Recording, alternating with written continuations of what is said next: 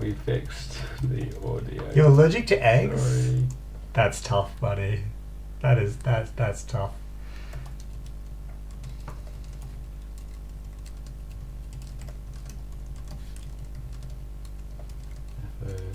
Not AI bots. Although AI bots are absolutely welcome for boosting our analytics purposes. It's true. I would love. I would extend an olive branch to the to the bots to get our numbers up. All right. Well, now that that screen is behind, you are on chat duty. I'd love to be on chat duty. I hope it's big enough. But you have to not look at chat if they say something about my hand. But that's the most useful time to look at chat. I don't think you're thinking very strategically here. All right. Why is this camera not working? Where is the webcam? Not that webcam. This webcam. It's a webcam. There we go. I can make it a bit bigger. I'm just going to live down here, but this will let people see actually what my hand is. Okay. They can see what a real egg hand looks like. Now, are you good at egg, or are you going to embarrass yourself? Because people don't really know how bad I'm playing. Well, what you need to know because is they don't know my hand. I played egg in a tournament. Yeah. And I've learned. I didn't see you at the top cut of that tournament. That's interesting. I'm just thinking back. There was a long list of names there. I just don't recall. I could have missed it though. I could have missed it. This is a real over-the-shoulder view again. People here. All right, let's go there and point it down a bit more. Oh, this is pretty nifty. Do you want to have a little peek? Yeah. So if you draw some cards, just like hold a random hand of 5 cards. This is good. This is a good. Yeah. What are we thinking, people in the chat? Do we like the layout and stuff? It's pretty cool. I can imagine you forgetting and covering the camera, but if you don't, here we go. Draw 5 cards, show them, and see if chat can see. It's a little. I doubt they'll be able to see what goes on. I can fix this. It means I have to lock myself in with the tripod every time, but we're gonna do it because we're here for the It's cool. I mean, it's cool if it works, man. Being able to. Can we move you back a bit? Can you pull that light back, and then move your chair basically right against the wall? Yeah. And then we're just gonna move the whole table your way a bit. Okay. The camera's not moving. Big camera's not moving with us. Yeah. That's actually fine. The big camera's in its messy, chaotic phase. That's pretty lenient. But now. Hopefully, maybe this would be good for people to be able to see the POV, because it's easy to lose the zone of playing in person a little bit. I mean, do you play any online chess or any online games? I can play kind of like this. This works, I think. When I've got it like this, I think you'd be able to see agendas and things. I think people will be able to figure out. And I can talk about the cards and stuff. I think those are quite. Yeah. I think those are pretty visible. If you have 1080p on. I think if you have backlighting, we'll be able to see the cards. Oh, true. I can move that light to the other side. I think that will help. Turn the slide on as well. Maybe you'll get some extra. Really, what I want to be doing is maybe I will. I should literally just straddle the webcam thing. We're getting absolutely raunchy trying to stream Netrunner to you guys. You don't know what's happening.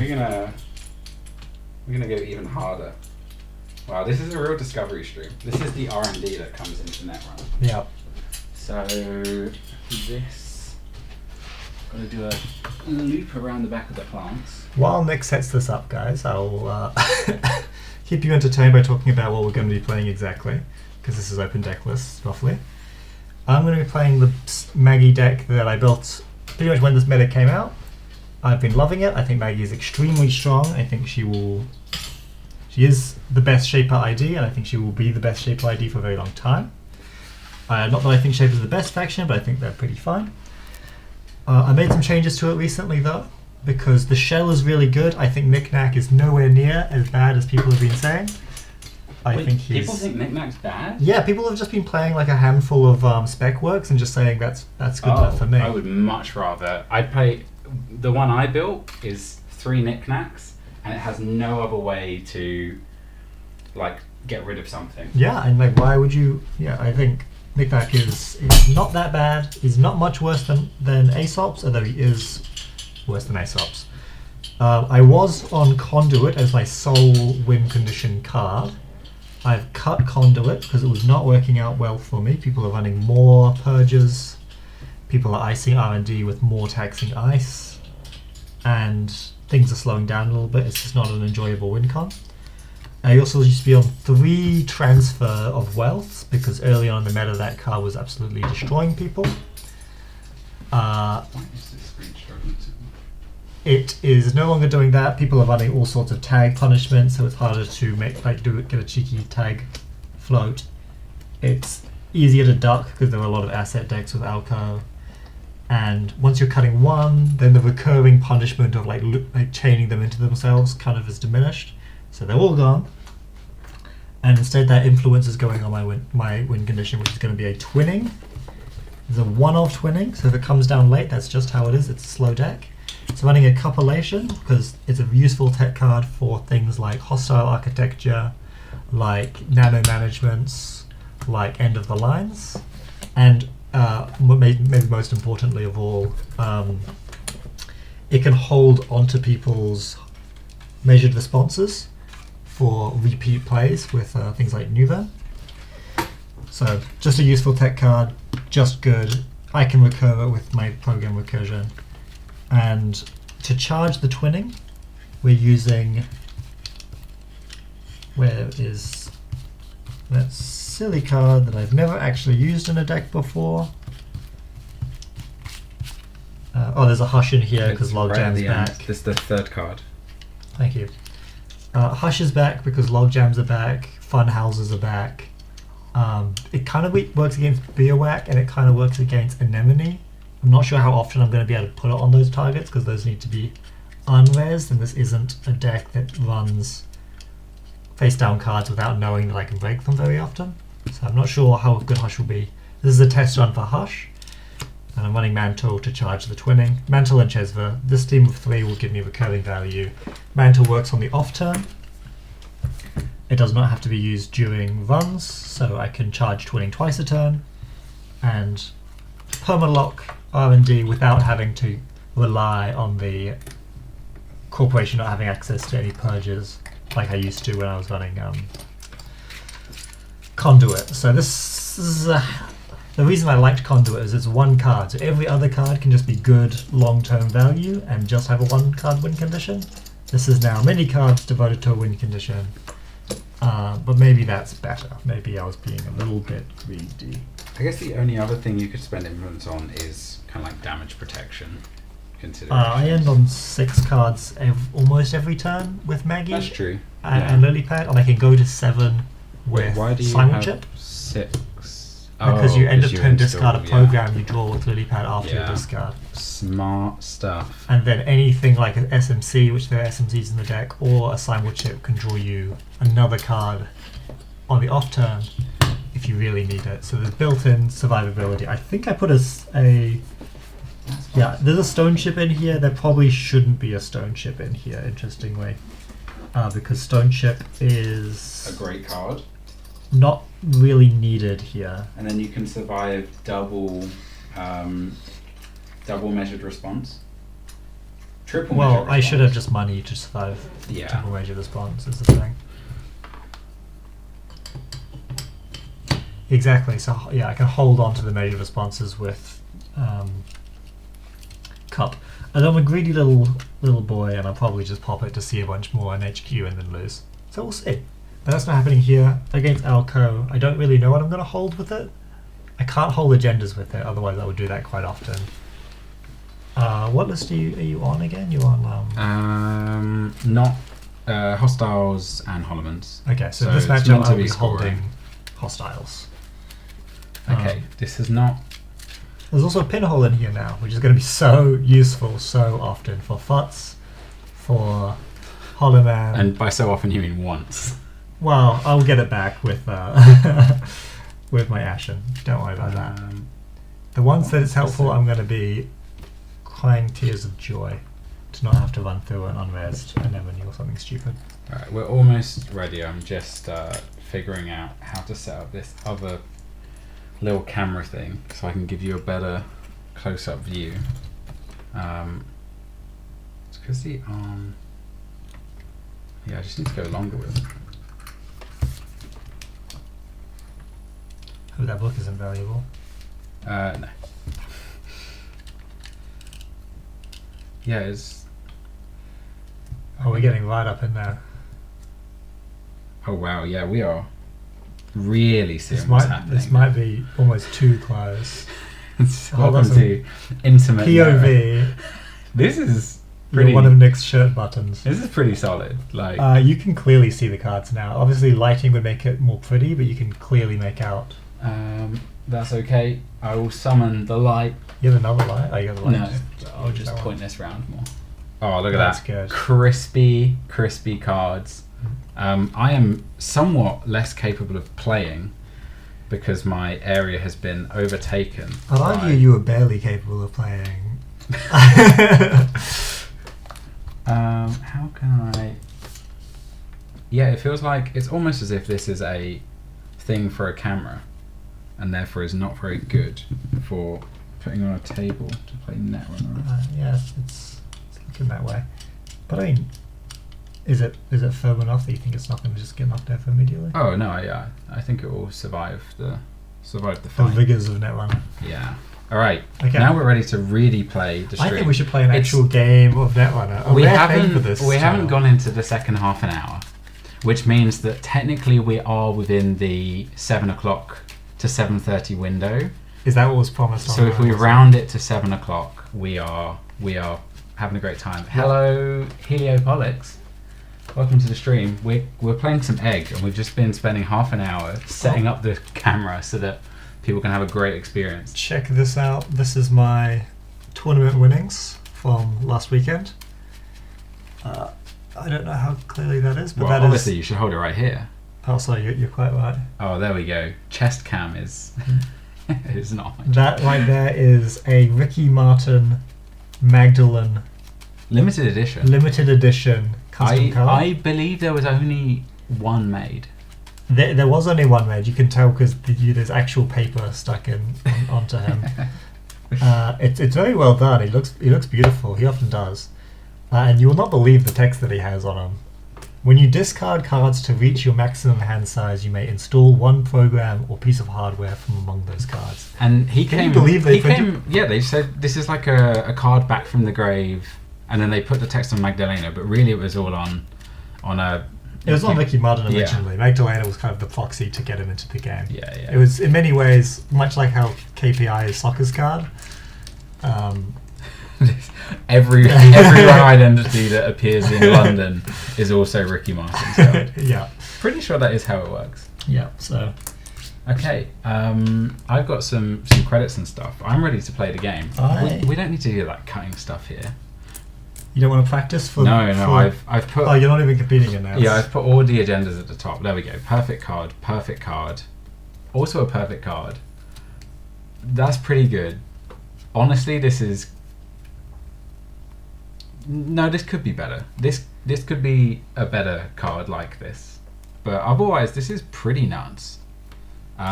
Chat, tell me his hand. I'm going to stick with this. I'm going to mulligan this. See, if you hold all three Fujis in your hand, then he can't steal them off R&D, and it turns out that's how you lose Netrunner. That's true. As an egg.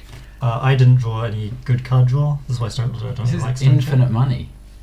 I don't care about infinite money. I care about. But what if you drew like the top three cards? Look at the next three Okay, cards. well we'll look at like it. Sure Gamble, DZ. No, I want to draw cards and install with my Oh hand yeah, returns. yeah. Oh look, there Crap. you go. Crap. Self-modifying code could be anything. That's true. Unfortunately, not a card that draws cards. Actually, Muse technically is a card that draws cards. It's not technically a card that draws cards. That's not what it It technically does. It means. draws them and immediately puts them on the table. Well, you have different. It is a deck thinning card, and Okay. drawing is deck thinning. The only purpose of drawing is to thin your deck out. We have different ideas of what technically means. Screen's flickering a bit. It's not necessarily a problem, but So yeah, today we are doing some egg games. Well, we'll do a normal egg game first. I am tempted to try out the thing I was mentioning to some people before. We wanted to try something that people haven't done on Netrunner streams before.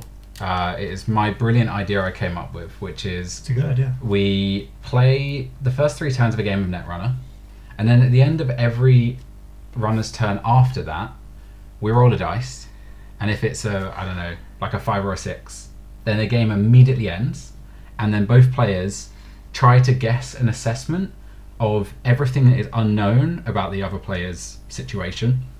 Things like, are they flooded? Have they jammed an agenda behind something? Is that ice a tattoo bowler?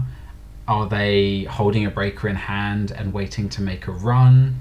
Are they desperately searching for a certain card in their deck that you can name? Those kind of things, just so that you remember that Netrunner is not just about you and your solitaire game, it's about the other player, and whether you can push an agenda early on the table is down to what your opponent is doing. What I'm always more curious about is can the corp call what the runner thinks their cards are? Because sometimes you're playing a game of Netrunner, and you bluff with a card, right? Or you play a card, and even if it's not a bluff, and you kind of get an idea quickly, like what is the runner respecting more, like a lot in this instance? What do they think my face down cards are right now? Yeah. Because sometimes you leave your face down agenda on the table for a little bit, don't do anything with it, they're like, oh, it's probably some face down, like trap. I'm not sure why that... Yeah, I think it's just a cable. It will just be flickering away. Enjoy that. That's fine. We're I not distracting at all. Yeah, the chat screen's flickering, but it's fine. It keeps the chat exciting. Okay. I guess that's the biggest question though, is if they install a face down card in a deck where it should be a spin doctor, do you run it even if... Do you always run it because you're like, if they scored an agenda naked like that, I would be so annoyed at myself? No, you need to respect your clicks. The reason why people don't res their spin doctors is because they think they can not only like cause some confusion, but they can tax you an entire quarter of your turn by you checking the spin doctor before they pop it. Yeah, that's true. So you only a fifth of your turn for disabled players, aren't there? You got to think of it like in a personal game where it's like, I think that my opponent is so desperate that they think they need to get away with this bluff, which otherwise maybe isn't very good. Yeah. Or their board state just demands that they bluff in ridiculous ways and there's no other out. Or they think they have a good read on me and that they notice that I'm not running their face down spin doctors, or that I'm just playing solitaire and not really paying attention to the table. And then I'll just go see what that face down card is. So it's situational, but you can't always just run face down cards. You've only got a couple clicks in your turn. You gotta set up a little bit. All right, I have upped the. Everyone gets to see my lovely thumbs here. I've upped the size of this. I'm ready to go. I'm also ready to go. So I'm going to draw for turn. Good luck, have fun. Good luck, have fun. Oh boy, that's a card. So what am I thinking here? Bladder whoop. Go. No, Fuji is actually the line that's I'm a lot thinking. more points on the table. We're up against a Magdalena. Yes. Probably gonna have some HQ and some R&D pressure. You know what's in what the do deck? we want to stop happening? What is it? Got 3 clicks. Maybe install. Probably pretty solid. That doesn't sound right for an Alka. Thinking these 3 is pretty happy place to be. So let's do an install here in your new remote. I'll protect that, and I'll also protect HQ. Interesting. And now you'll run R&D, you'll touch a Fuji. So and nothing then, at the end of your turn? I'll think about it. I'll choose to take no action. Oh, interesting. Okay. It is important to always check some of your cards some of the time, but never all of them all of the time. Yes, no, I completely agree. When you choose to check your cards is a very interesting minigame. Nuka, hit Nuka. First 2 clicks. 1, 2, 3.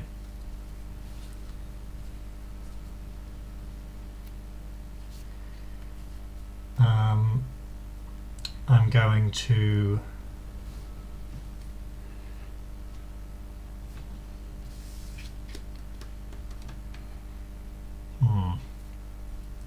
try. I don't think that's on the basic action card. It should be. You can show the people your hand up above if you want. It's not bad. It's just it's slightly awkward. Now, is he playing the bigger picture game of making me think his hand is weak when actually it's full of 3 deep dives and 3 jailbreaks. I'm going to install Stone Chip Chat Room and I'm going to gain a credit. End of turn, I'm going to discard a card, and the card I'm going to discard is going to be Lily Pad. 1, 2, Cool. 4. Over to you. Now, I need to think about this card.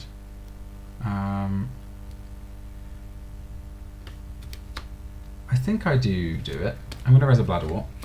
It's a shame because I'm not going down to enough to do damage. However, I think I care about having a credit enough. And then I draw. Okay.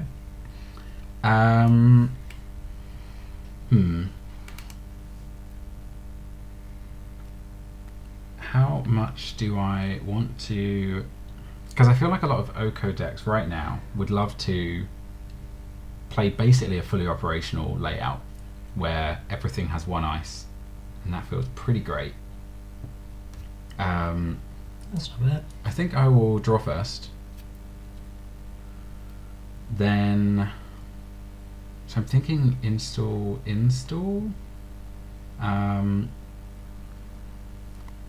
Otherwise it could be install. Don't hate that.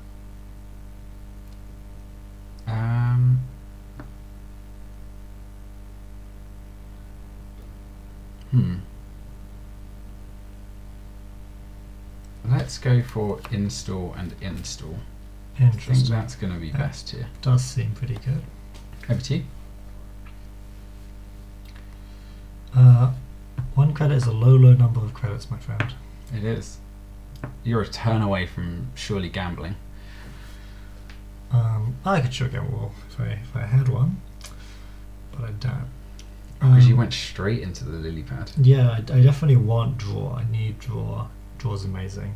But you also need money. I also need money. Yeah. This deck would love moshing. I'm not sure because you don't want to trash your hand. You want to keep your hand. You want to go up cards. You don't just want to refine your hand. I guess. I think I do hit Nuka first, even though I've only got 1 credit. I miss moshing. Moshing was a brilliant card. I've got 3 more clicks. It's going to be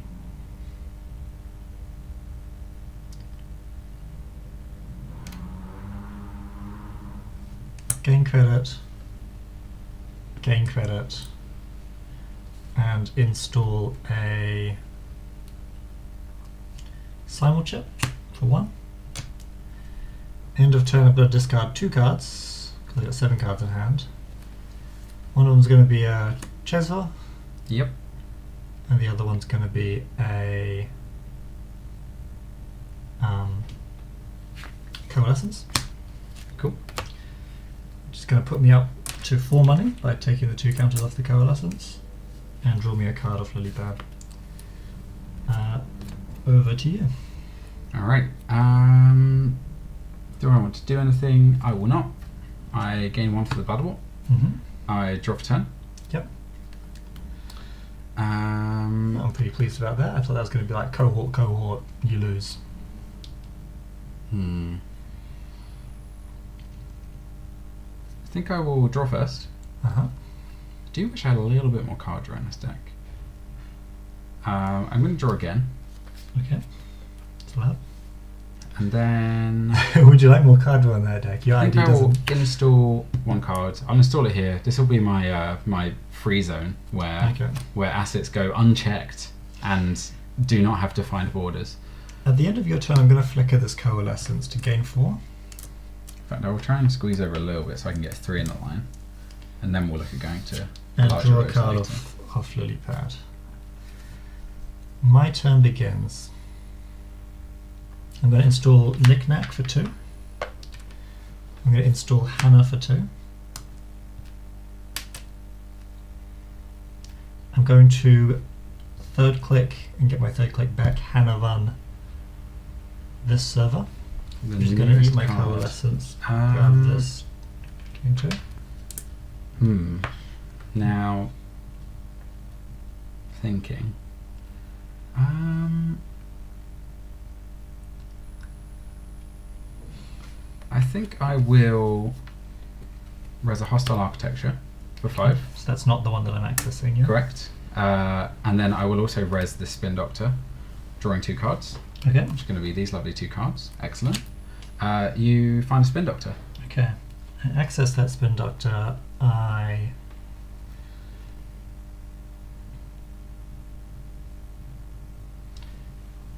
don't interact with that. Interesting. Got 2 more clicks.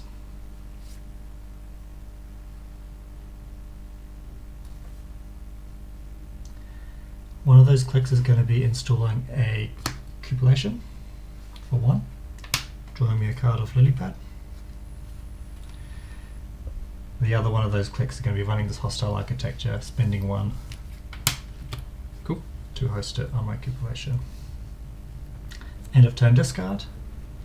I'm going to install this DZMZ, spending 2. Over to you. Excellent. My turn begins. I gain 1 from Bladderwort. Yep, That gains me a counter because I do 1 damage to you. you do. That's exciting. Let's find out what the damage dice is saying. It's saying 5. So twinning. That's good. That's fine. Glad to see that go. Then I'm just going to check the other cards I have here. I will then draw for 10. Yep. What should we do with these? This feels good. This feels good. This feels good. This feels good. But I've got 3 clicks.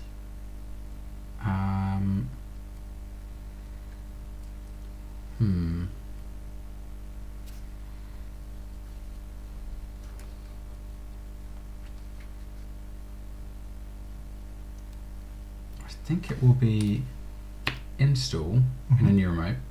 I'm going to move it to the innermost because it's going to be a protected remote as I install here. Okay. And then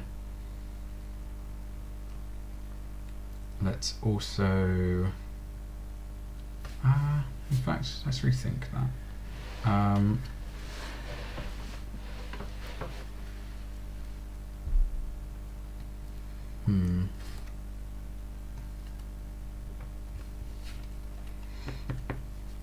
Let's rethink all of that. Wow.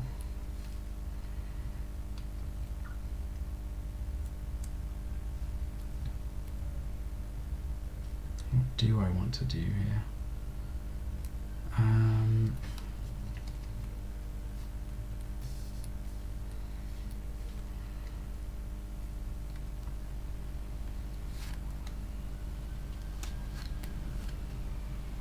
I think it will be install in a new remote, Okay.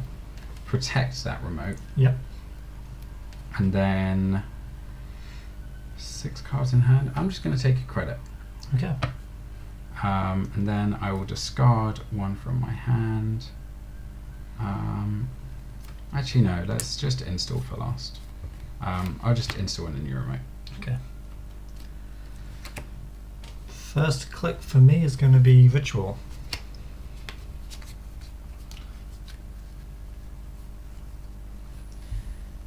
Second click is going to be playing Coalescence for 1, getting 3. Drawing a card.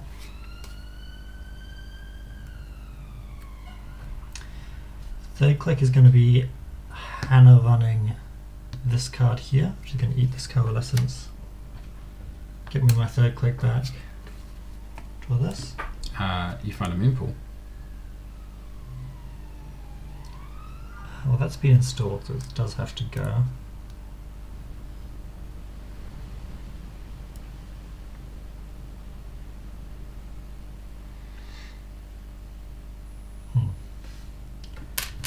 Cool. 1 moon pool gone. 2 more clicks. One of those clicks is going to be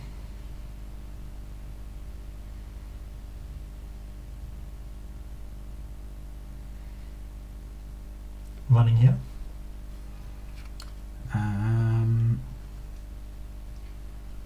You have 3 credits. 4 credits. Oh, yes, sorry, 4 credits.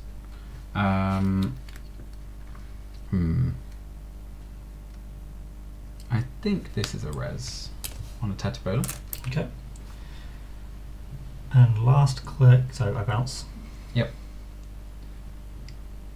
Last click, huh?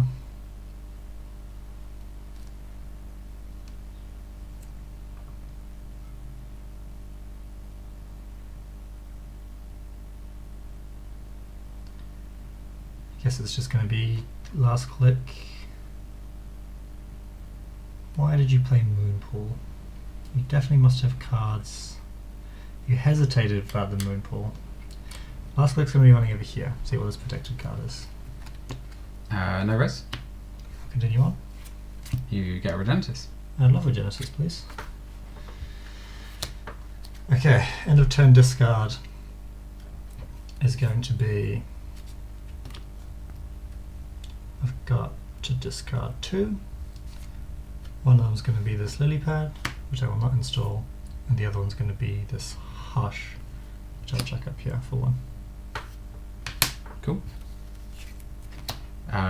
My turn begins. I take a credit from Bladderwort, I gain counter, and then I use Bladderwort's ability, because that's doing a damage.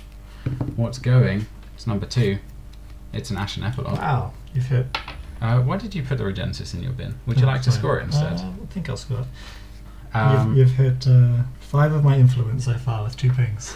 I will not use Oko. Yeah, then I draw for turn.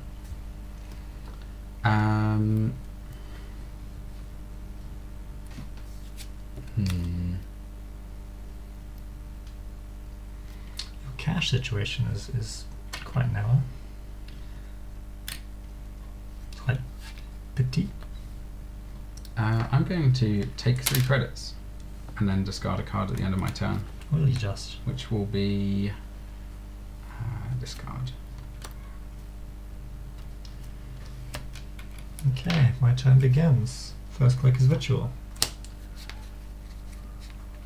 Who let this card be printed? It's way too good. It's not as if it was a worse version of a previous card. Second click is... I guess it is a little more shapery to what they were going for with like the turn sequencing stuff. Yeah. Which is nice. So you got 4 credits. Big mistake, buddy. You got to be at 3 so that you can get your Bladderwort ping, assuming that nothing else gets stressed. Second click is installing a Coalescence to gain 3. Yep. And draw me a card off the lily pad. Third click is Hannah over here, eating this Coalescence to gain 2. Access. Draw a card. I'll access, please. It's a sting. I'll take a damage. I will take a counter. It's not more influence, but it is good card draw, so That's I'm glad to alright. see that go. I've got 2 more clicks.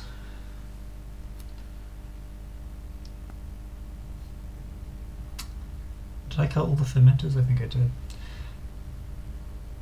One of those clicks is going to be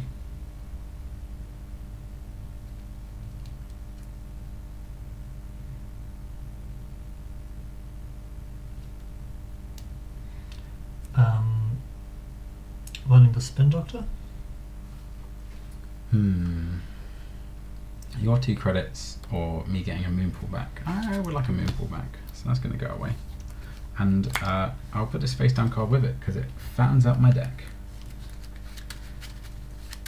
Last Karuni.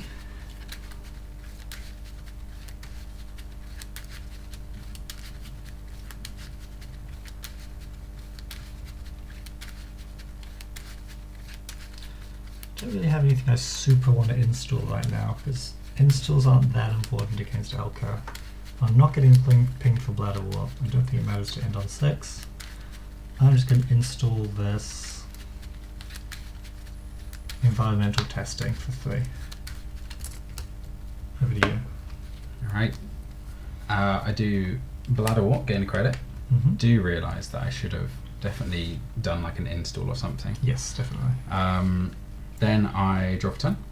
Oh, sorry. You may I use if you like egg to. counters to look at the top 3. it will be this one getting trashed, I think.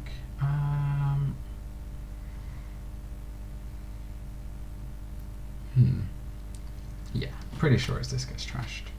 And then I mandatory draw for turn for this card, and then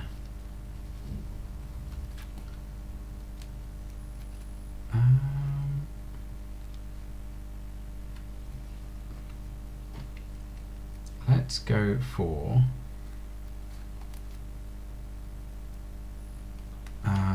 install. Install in a new remote, and install protecting it. Oh wow. Yeah, this is Netrunner. So many things to worry about now.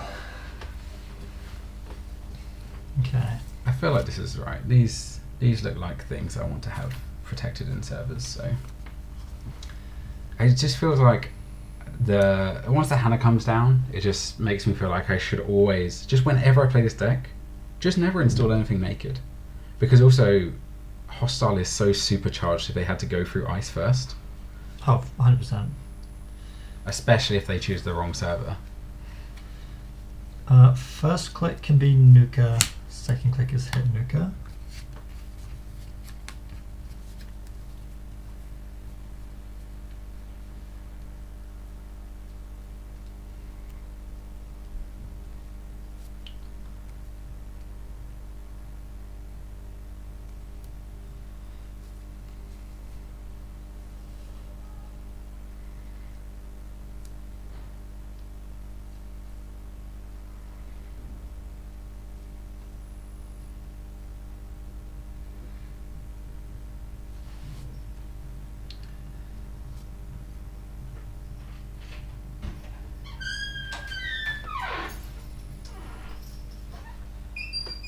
Third click is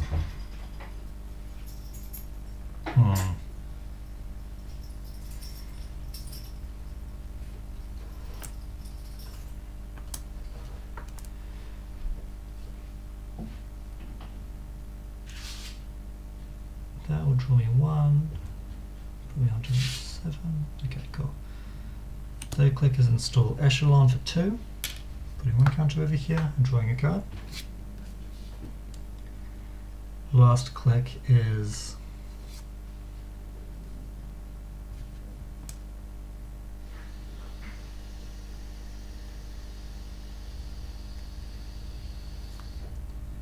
install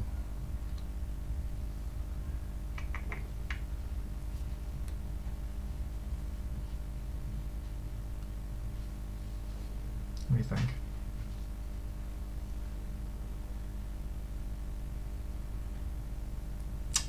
Yeah, slightly off what I wanted to do, but that's fine. Last click is going to be installing a sample ship for 1. End of turn discard is going to be SMC. There's another one over here. Over to you.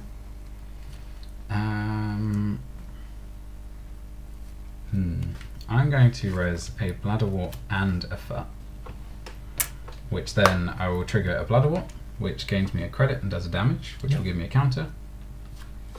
And then the other one will give me just a credit, unfortunately, because I'm too rich. 2, you lose a ritual. Good to see card draw go. Then I will use 2 Oko counters to look at the top 3. What's getting trashed from here? I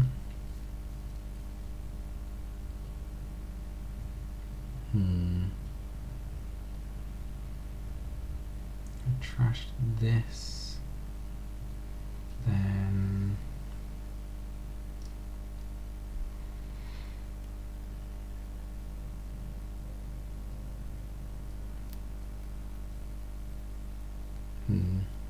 just to remind myself, this is currently in the bin. Cool. I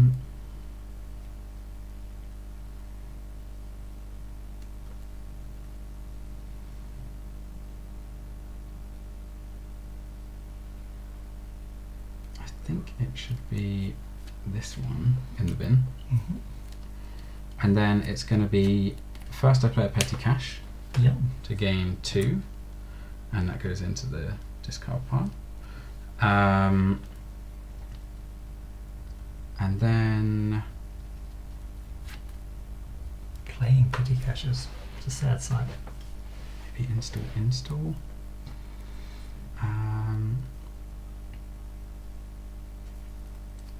I think install. Yeah. Then I will panic as I run out of space on my side of the table, and I'll install a new remote and ice it. And that's the best way that I can do that with my board space, unfortunately. Maybe I can tuck it in the end here. A slightly elevated remote, it's fine. This can go over here. Yeah, that's it. There we go. That makes sense. Okay. Unfortunately, I don't have enough money to pop this stupid thing. I'd like to do it on your turn, but I can't. And fat gain to counter. Okay, my turn begins.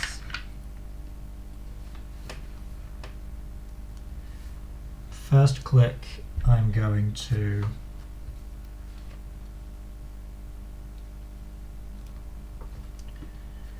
install Propeller for free, which pops my environmental testing. Oh, you're rich now. Draws me a card.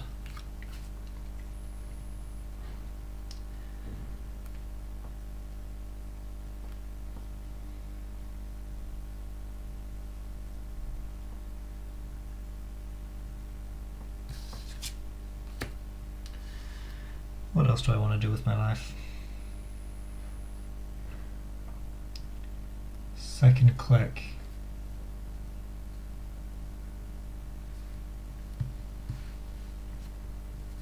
What are you doing over here? Get up here.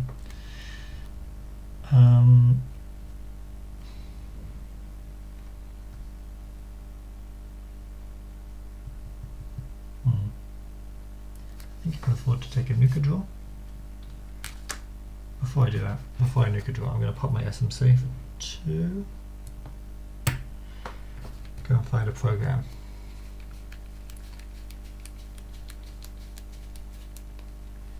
That's the 1 officer, spending 1 on that. Oh, you want some recurring credits, eh? Please. That's an annoying amount of infinite money to have on that card. It's pretty good.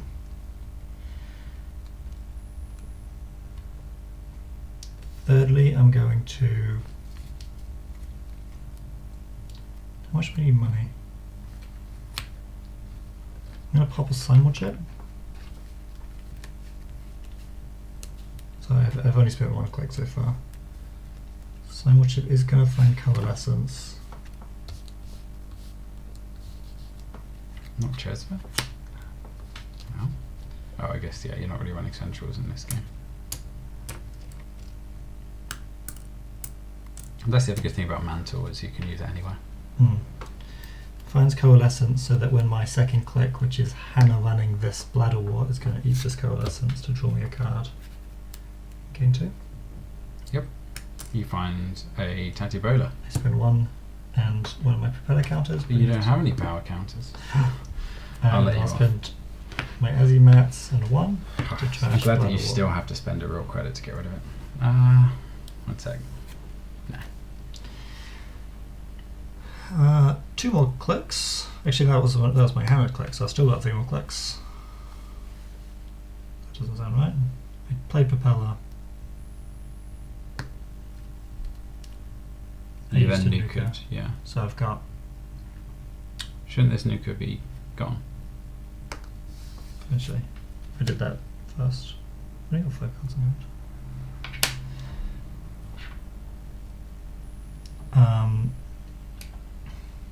2 more clicks.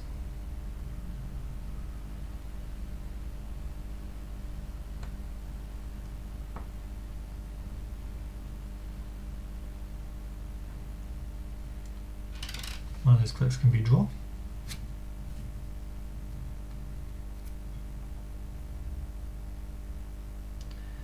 And then I will... Are there any code gates in that deck? I'm trying to think. I'm not really sure there are. 1, 2, 3, 4, 5, and we've got 6, 7.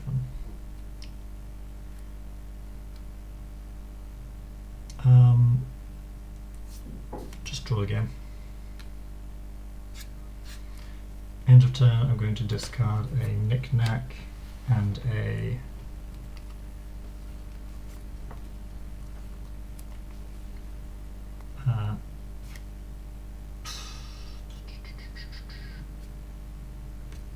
DZMZ. Cool. Over to you. My turn begins. I gain a credit from Battle. Yep. I draw for turn. Yep.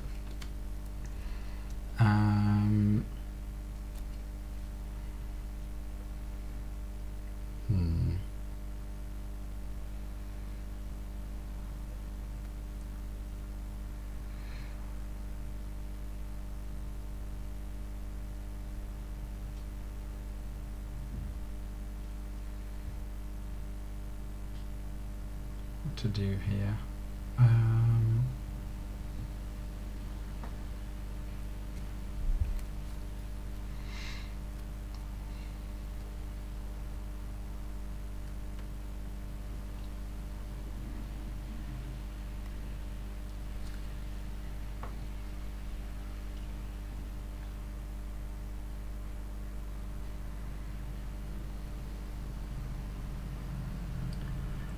Let's do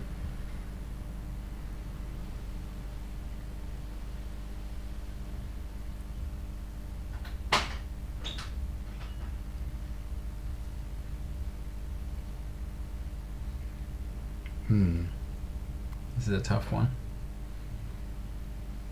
I did do mandatory draw. Yeah. That was last turn, I think. Oh, right. Come again there. I think I install this. But what else am I doing?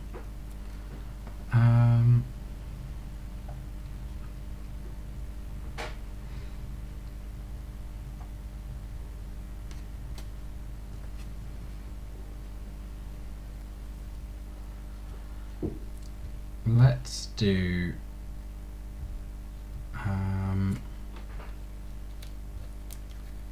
play Petty Cash from Archives. Okay, that's probably a good first thing to do. Gain 2 and a click back. Then I will do install. Install on the foot, paying 1. Yep. And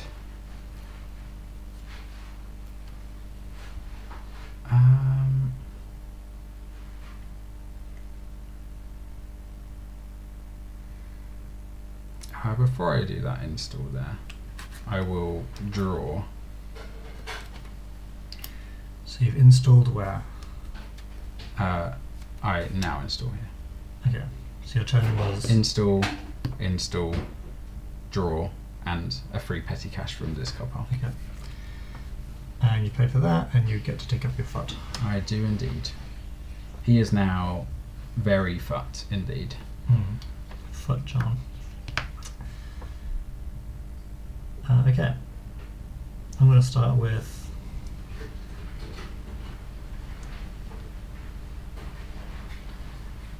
environmental testing for 3. Second click is Muse for 3. Yep. Which grabs me my coalescence.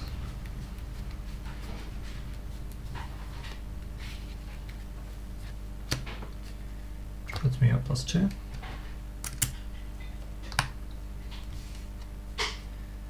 Third click is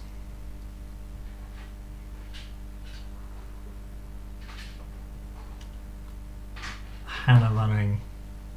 No, sorry. Third click is just going to be regular running over here. Eating this to gain 2. And draw a card.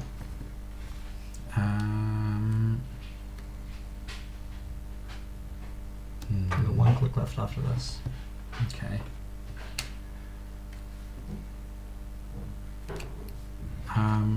Yeah, I'll raise a fly swatter, which purges and ends a run. Okay. And I've got 1 more click.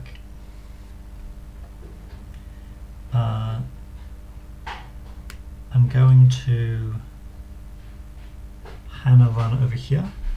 This one? Yep.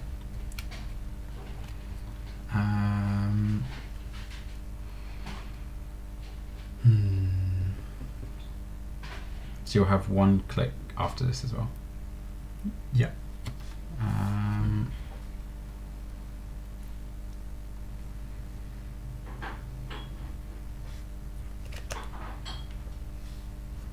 No res.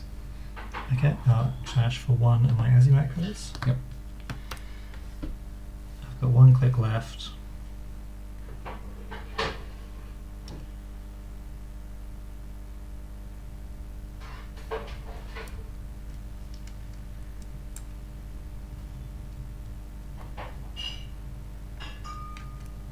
I don't want to take damage. Is the darndest thing. I mean, nobody's ever died from taking damage. That's true. Damage never hurt anyone. Because I don't want to take damage, and because I'm pretty sure there must be an agenda down by this point, I'm going to pop my hammer to get an extra click. Yep. So you got 2 left? Yeah, 2 left now. Install Unity. 1, 2, Yep. 3, 4, 5, 6, 7. Paying 3. The full cost. Last click is running over here. Spending 1. You pointed in between 2 servers. Okay. Spending 1.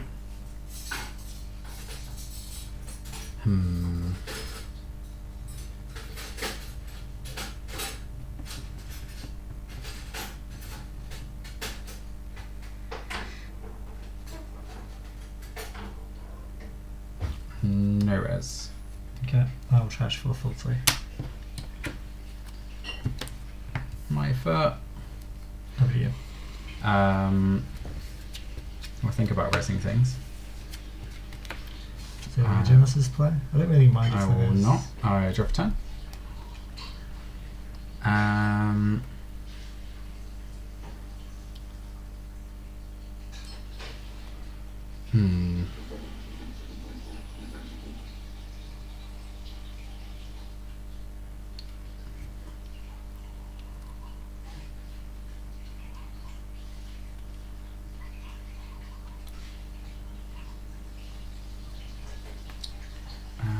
Let's do.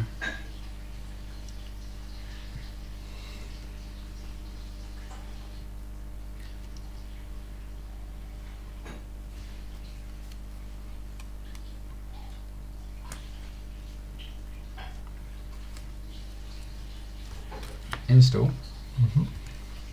Install. Yep.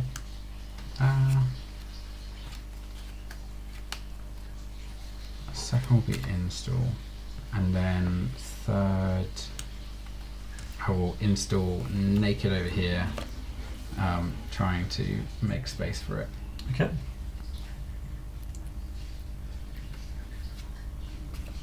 Up to you. I want some agendas now. I think it's about time. First click is going to be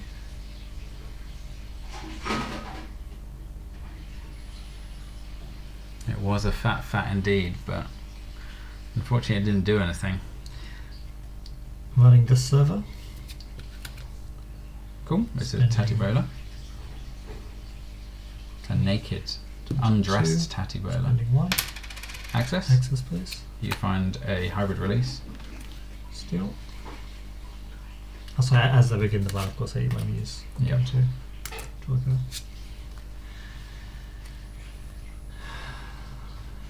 Interesting. You don't care to score that, huh? Second click, I'm going to run your archives.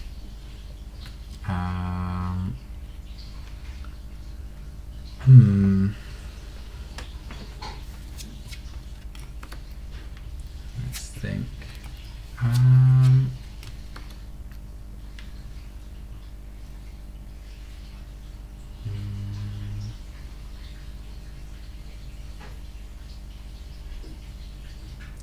Second click. I will do nothing. Okay, on access. You steal a Fiji, Take 2. which is a counter for me. we'll do these two, Symbol Chip and Lily Pad. Wanted that symbol chip for sure. 2 more clicks.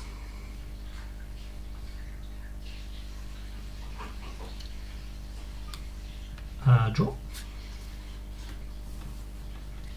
And then draw. And then at the end of my turn, I'm going to pop a stone chip to draw 2. Yep. End of turn, I discard this mantle, which pops my environmental testing. Counter it. And draws me a card. 9. Have you? What do you have for me? Alright. Let's I'm on 6 points now. cohort and cohort. That's pretty Finally good. turned up. Yeah, you not having the cohort was like, why I I'm will still around. trash this to gain 2 and draw a card. Yep. I'll trash this to gain 2 and draw a card. Yep. Which is 2 counters, and then I'll use 2 counters to look at the top 3. Yep. We will put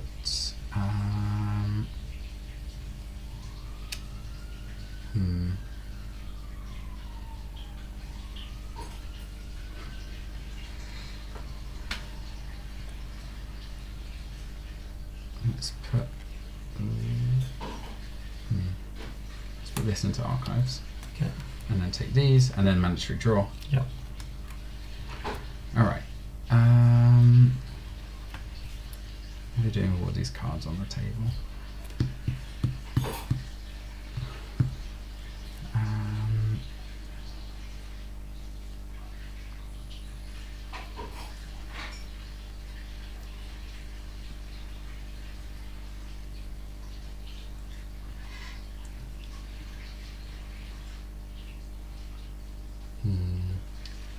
So chill with me taking the Fuji.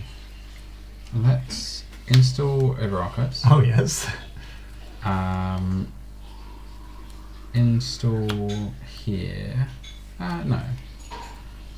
Let's install here, Okay. and I'll also install in a new remote. Okay. How many cards in HQ now? 2. 2 whole cards. So you're scared of me cupping your hand, so you've installed all your agendas, is that it? First click.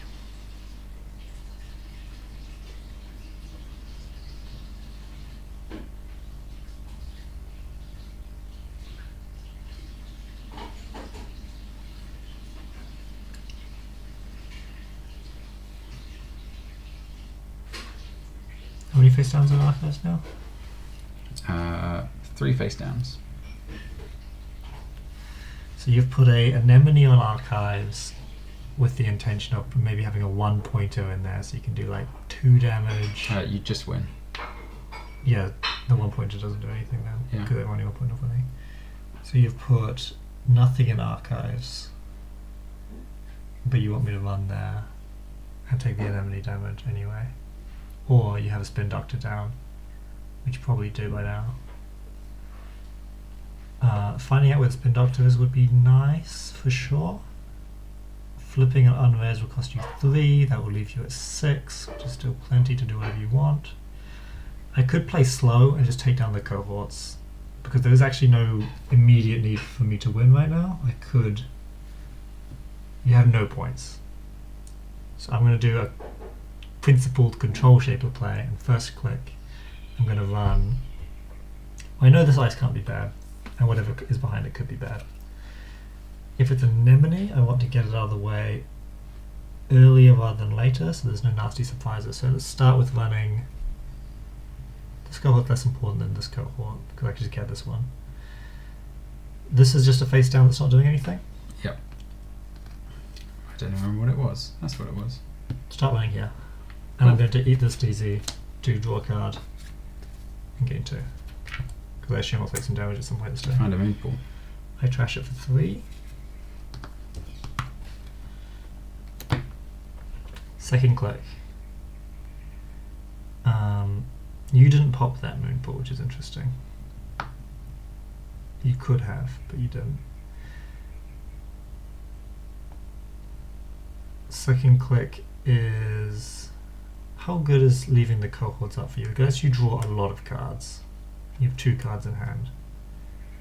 I can't deny you from drawing your 3 next turn there, or your 2, plus 2 commander.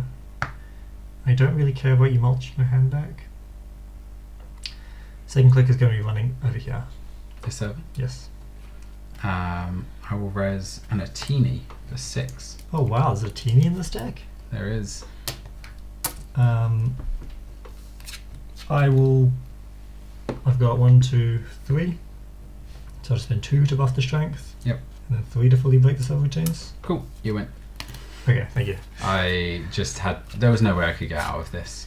You didn't score at like any points early. I also saw no Holomans, no cohorts for most of the game. This is the problem with this deck. Not having cohorts. If this deck doesn't find cohort, it does so bad.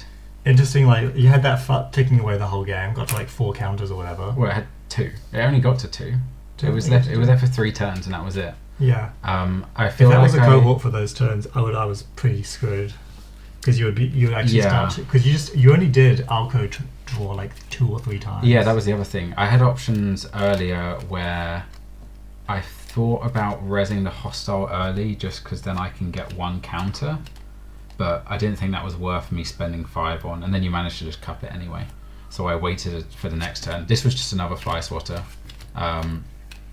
And yeah, you just don't run the enemies, and then I can't really get any counters. How good did you think Hush was in that matchup, in that game? It's pretty useful on stopping Tatibola. Because I did go through that tattoo like 3 times. Also, if you have Hannah, then honestly I'd consider the click on Hush being worth using. If you're getting a click from Hannah for a run, using a click on Hush to like put this on archives and then run it. Yeah, just to know that avoid any. Now you can't get anemonied. Because the other thing is you what just was have... the cards? Were you doing anything funny, or was it just anemone to bait? It was just a longevity serum, just because I had to try and find a way to score this. There was a window where if you ran here, I think you would have just died. You have one in hand, one in the bin. Yeah, I have a Moonpool here that's been sitting there for a while. I have a Spin Doctor that would have not found me anything useful. Okay. And at this point, this hostile is... draws, so presumably like 1, 2. Yeah, so you would have found another thing in your bin, and then pull out. And then what? I could have turned over 2 petty caches, but then it only scores me 3 points. It doesn't do anything more because the foot's gone, and also like the other 2 foots are in here. Well, and this is the problem. At that point, every damage mattered because I only had 3 cards left in my deck. Yeah. I had like 7 in hand, and but you'd won enough. I guess I should have considered that, because I could have just rezzed a Moonpool to shuffle back the Fuji, but I thought that, to be honest, I thought I've already lost this game, so I might as well just let you have the Fuji so it can be over quicker. Kind of. And I also thought that my odds were so low that letting you have the Fuji and taking 2 damage might be the only way that I can somehow get ahead elsewhere. Oh, you installed that before I even had... So you installed that Fuji way back then, did you? Oh, that Fuji's been there for ages, because I also drew a bunch of the Fujis.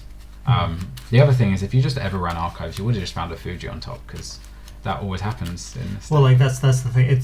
But there was a FUT there for a lot of the turns, right? Yeah. So I'm not going to run your archives with that FUT down. That's the easiest way to give me a sting and deal like 6 damage to me. Yeah. And the reason I was being so absurdly cautious with taking any damage is because you pinged out my Ashen very early. Yeah. So, maybe I don't think you like playing super towards it, but literally with the cards in my deck, that was it. There was no way to get anything back. So if you did make me I would have had to go down to 5 cards at the end of that turn. Yeah, I do wonder if you should... Every single ping that you hit me with, I would have just ended with 0 hand left. And I would have had to just win like that, which is possible to do. But is Ashen much better than just playing like almost like 2 or 3 Harmony AR therapies?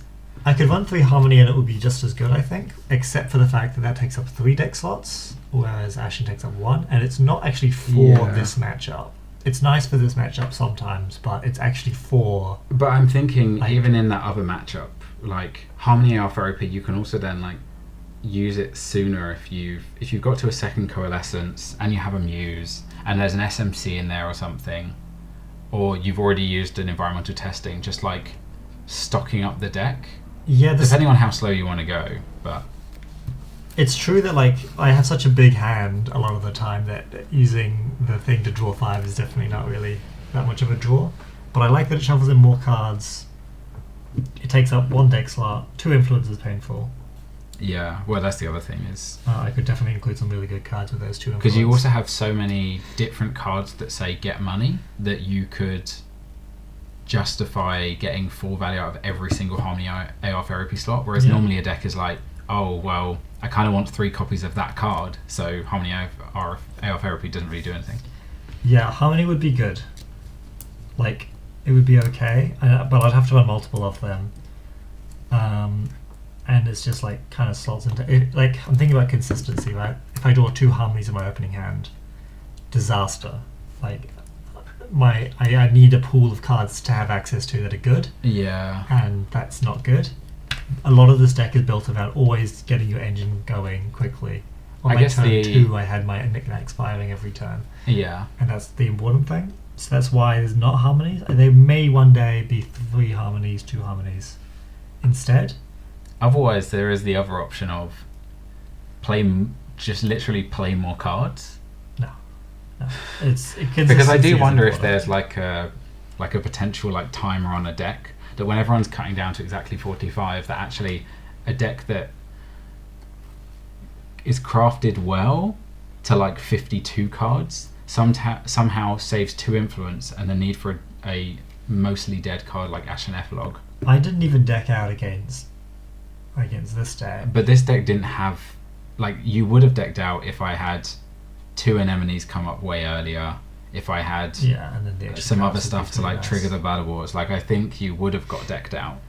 Yeah, that's true. The big mistake I feel I made is clicking for too many credits that the Bladder War wouldn't fire, because then also the next turn I had 2 and it wouldn't work. That was a mistake, for sure. But I also don't really know what you should be protecting the most with this. Your cohorts and your FUTs, mostly. And then, as in, you just then like install your... And your hostiles, obviously.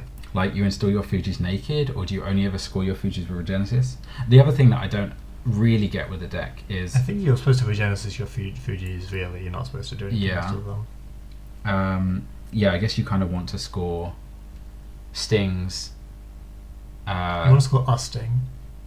I don't think you ever want to score the second sting. Unless it's just like... Unless they've already stolen. Unless they've stolen one as you need the point. Yeah, like it's a way for you to kill quicker. It's a way for you to cash in on a FUT. Yeah, I guess the difficulty is... why didn't you score out your hybrid release at any point? Were you not caring about that? So I left it there because I really wanted to get to threat 3, because then the remote would have been so much more painful and you might have just died on it because it was a teeny. Yeah. And you didn't have a code gate breaker or much money at that point. So I was kind of like, there's no point really scoring this. And I didn't have anything worth installing out of archives either, so I wasn't really getting much value from it. But the really difficult bit is, it plays Holloman. But if you're going to use Holloman to score a Fuji, you're spending 2 to res, 4 to place 3 advancements. Yep. That's 6. And then so then you're spending 8 total to score out a Fuji, possibly to win the game. Was fast advancing too, right? So you could, if you got a loaded FUT behind some ice. Yeah, but it's the fact that this was on. But you're HQ. also constantly wanting to keep in Bladderwort range. That you can, right? They're like just between the two is like this awkward tension gap. You can, right? So you got like a petty cash in the bin. You go up to 4 with your Bladderwort. Oh yeah, true, with petty cash. Petty cash. Install Sting. Hit Hollow Man, advance. Yeah. Deal a shit billion damage. Yeah. Something. It's just like a line to keep in mind. Maybe not like the point of the deck. Just like it's easy to fast advance. But yeah, it's hard when you don't find any of them, and also the struggle is that it does seem like getting to point. If damage isn't a win con, which it was in that game because I scored so many more points than you, your primary win con was damage. Yeah. In a game where that's not the case, maybe someone who's running even less, or an anarch who's more resilient. But there's also that if you literally just don't find the card you need, there's nothing you can do. Like when I found 1 FUT the whole game, there was no way for me to get more FUTs. But you can draw. So you have an absurd amount of card draw in your ID. You just need to find a way to make the But ID. I don't if none of my cards ever do any damage. Like I found one hostile, and the big thing you missed, obviously missing on hostile is tough because I had the one card that doesn't take damage in hostile. You missed the Blood War ping. You could have got that if you'd installed I could have had 3 counters from Blood Wars. If you'd drawn this one. This is such an important card. Yeah, that's the problem. If I don't draw it, it does nothing. It's just such a freaking. And I feel like the games where this takes like 2 or 3 times as win against Elko feel like borderline unwinnable. It's like the games where Ob triggers every turn. It's like, okay, whatever. Like you're doing 10 trillion things at the start of your turn. There's nothing I can do. Yeah. You didn't find it. I was so happy. You just found a bunch of crap. Do you want to run back? Or do you want to swap? I don't know. I find Egg really frustrating to play because if the deck is not perfectly shuffled in a way that by the time you see the second copy of a card, you've seen the first copy of every other card. Do you want to see how to perfectly shuffle a deck, Nick? Do you need me to teach you? It's just really frustrating to play this deck. Yeah. I kind of want to get better at it, but I'll show you. No, I'm not gonna play this. Maggie. I'm not gonna play this Maggie deck. You know, okay, you can play whatever you like. Can I play your Elko deck? I'm gonna play this Oko deck. Okay, I will play. Well, You're not gonna play HB against me. Okay, we'll run it right back. What do I have in my? Ricky's so good, man. I mean, I was not installing my programs with Ricky because I was one install behind. It's also you found Hannah early. Well, what I want to do is I want my install to be something, my end of turn install to be like Coalescence or something, so that at the beginning of the next turn I can eat the Coalescence with a Hannah run. But what I had to do was like install my program and then immediately eat it with my Hannah run. So I was never ending on 6 like I like to. So the rhythm didn't line up for me. But I do feel like this deck does just want to ice every card it puts on the table. Unless it has a big FUT ticking up. But then you just you take down the FUT and then just touch cards. You did ice your centrals despite the fact I didn't really have any intention of ever running your centrals. It just feels like a good idea. Because I only iced archives right at the end there because I was ice archives I'm not talking about. I'm talking about ice HQ on turn 1. It's almost worth considering double icing FUT. Or just like... I didn't have FUT. You installed... what did you install on turn 1 again? I had a single Blood War, a single hostile, and 3 pieces of ice. Oh. And I was like, oh, this is pretty good. But also, I had Tattoo Bowler, and that never fired because you hushed one. And then later on, I was like, I can't... Oh, I should have read the one that was on the card next to it because I would have expected to get money back. Oh, but I didn't have an ice to swap. And I wanted to make sure I could res the Atini because... you could just walk in there and go, cool, oh, this is a heavily defended server and I've already seen cohort guidance programs and other things that haven't been resed. I wonder how much you should expect runners not to be running your ice on turn 1. Because if you run and it's an anemone and it's just like disaster down. Is it disaster? You take 3, the corp gets 3 triggers on their ID, so they get 3 counters. You usually can't access the car behind it unless it's res. Like, it's pretty disaster town to run into an anemone on turn 1. Alright, let's see if I can put my deck in the right order this time. Because the thing is then, if I win, I'll just be like, oh, well, if the cards just come up in the right order, then the deck plays itself. It kind of does, yeah. Okay. That is a mulligan. That is a garbage hand. Wow, that is so... Well, it's obviously bad, but there's the funny idea of, like, you have everything you need to win right here. Well, I don't quite have the full 7. You could just, like... but... no, because... You could literally, like, install this, and then just, like, click for a credit. You have to run cards on turn 1 in Netrunner. Yeah, you can't. Yeah. Well, and because I'm Shaper, maybe you give it. But like, it would be funny. But obviously, it's the one. I think just any deck, you're like, I should at least check. Yeah. And be willing to spend between 2 and 4 credits. I think I'll keep this. Like if you first run and you find a hostile, maybe you don't trash it that time. Maybe. Because the economic damage might be too much as well. Living la vida loca.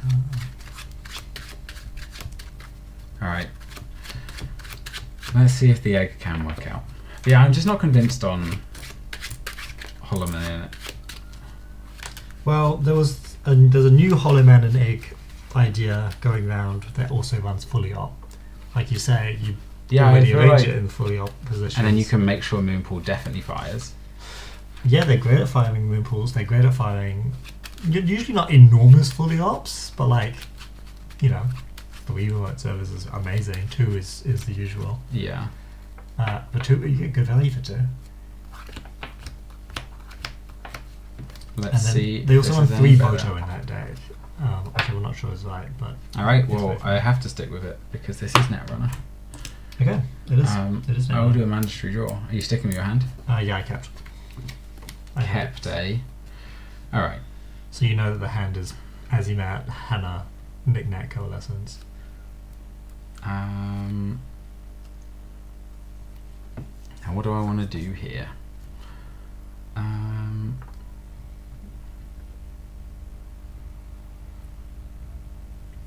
I think I want to do 1, 2, 3. Okay. I want to do Ritual.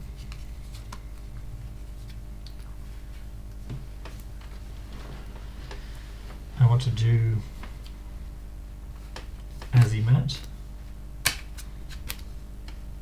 I want to run here. Cool. You find a Moonpool. I will trash it for 1 of my Azimat credit. Yeah, it just feels like an instant concede here. No way. You just put ice in front of your stuff. It's 1 card. Your deck it's one of the best decks in the game. You do not lose to 1 card. And then now you like draw and then play Hannah. There's unfortunately no Hannah. Last click is going to be just taking a credit. Over to you. Not doing an install? I'll say end of turn discard is going to be throwing down this SMC. My MU is full. Cool. I draw for turn. First click draw. Second click draw. Third click install. Yeah. Okay. First click is Nuka, second click is hit Nuka. What I really think this deck wants is Wage Workers. I think Wage Workers would be so good in this. Also, it's 4 to trash, which is like frustratingly annoying. Third click is one here. I'll res a Spin Doctor to draw 2, and then I'll pop the Spin Doctor because you're going to trash it for free, and I would rather this Moonpool be in my deck.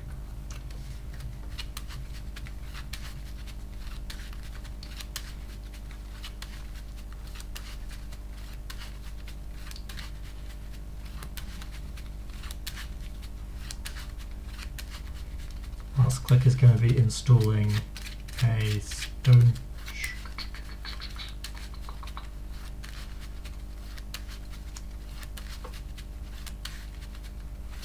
Oh yeah, also you had Stone Ship, which meant that if you ever ended your turn with like, oh, I stole an agenda, I took some damage, you just go, cool, I have 2 more cards now. And therefore all of your kill options are gone. Yeah, sitting on Stone Chip was nice. Last click I'm going to... Like, you have to remember how annoying that card is to be on the table. Like, just play it and then just be like, just assume it doesn't have text because it's so good. What do you want to look like?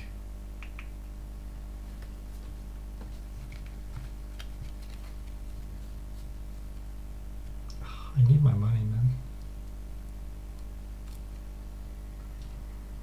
Last click is going to be gaining a credit. That's so ass. I can't do that. Yeah, you can't install a lily pad and go down to 0. Yeah, I know. It's too irresponsible. Last click I'm going to just install Sunship. End of turn discard is going to be throwing out a mantle, but I will not install it. See, the problem with Maggie is what they've done is they've printed a 5-click runner. Yeah. Without the condition of Sable that says interact with the corp. Or the condition of Lat even, which is like play any kind of interesting minigame at all. Yeah. It should it could at least be like discard when you discard down, the court chooses one of those cards, That wouldn't really you make any may install it, just so that like you have to discard exactly one. Or if it said if you discard exactly one card, that would have been a cool puzzle. But it's not very shapery, is it? I draw for turn. First click, I draw. I install, and I discard 2 at the end of my turn. Because that's how we play Netrunner. Yep. First click is Nuka.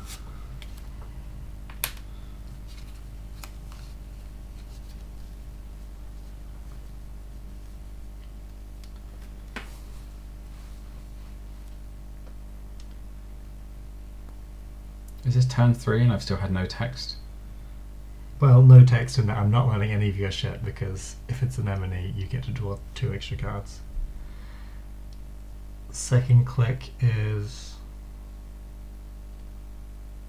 What programs are in my deck? I'm not running Fermento anymore, otherwise I would have already got that out. I'm running. You got a Hush. I got a Cup. I could go for a Cup right now. Cup's pretty good. But it cost me so much money. Yeah, I don't think you can go down to 0 credits and have a compilation. You can't even use it. Second click is. I'm just going to trash this. This caused me problems. Second click is installing this. Going up 2. Oh yeah, I forget Azamat is 2. Yeah, there's some downside to it. Yeah, I think that was a good decision that It was they a made great it that decision. way. And they simplified the text on it, which is nice. Third click is.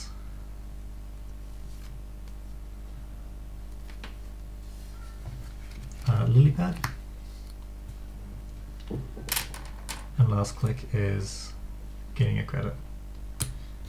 End of turn discard is Propeller for 1.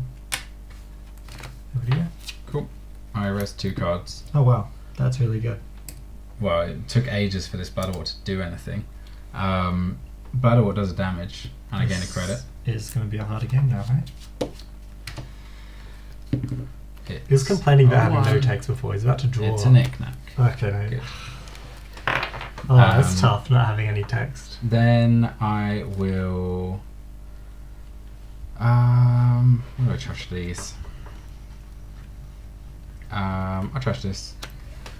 Gain 2, and a counter, and draw a card for cohort. Then I'll use 2 counters to draw 3. Of which 1 goes in the bin. It will be this card. And then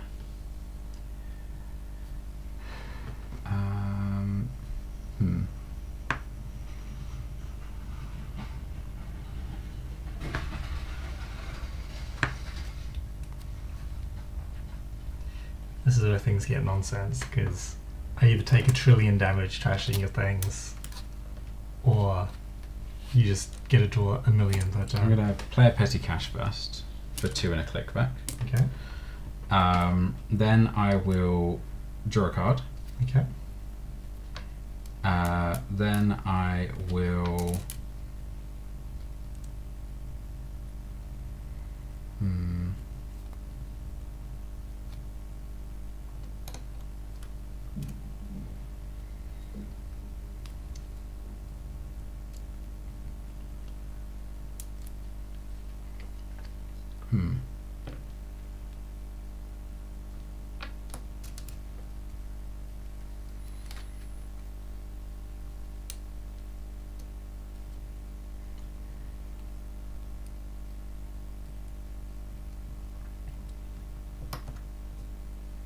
Drawing a card after drawing that many cards is very suspect. It's telling me a lot.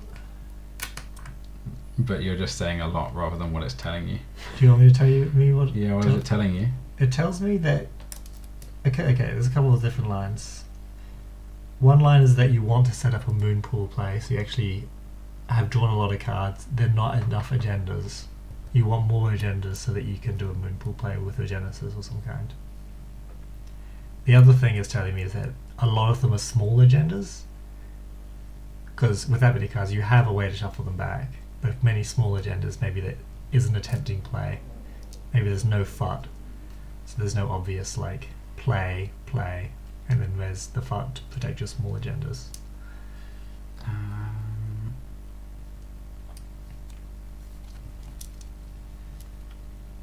If there was to install and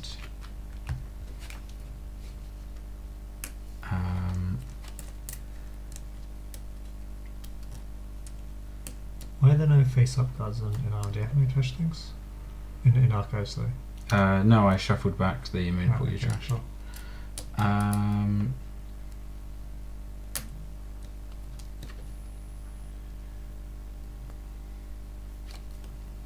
I then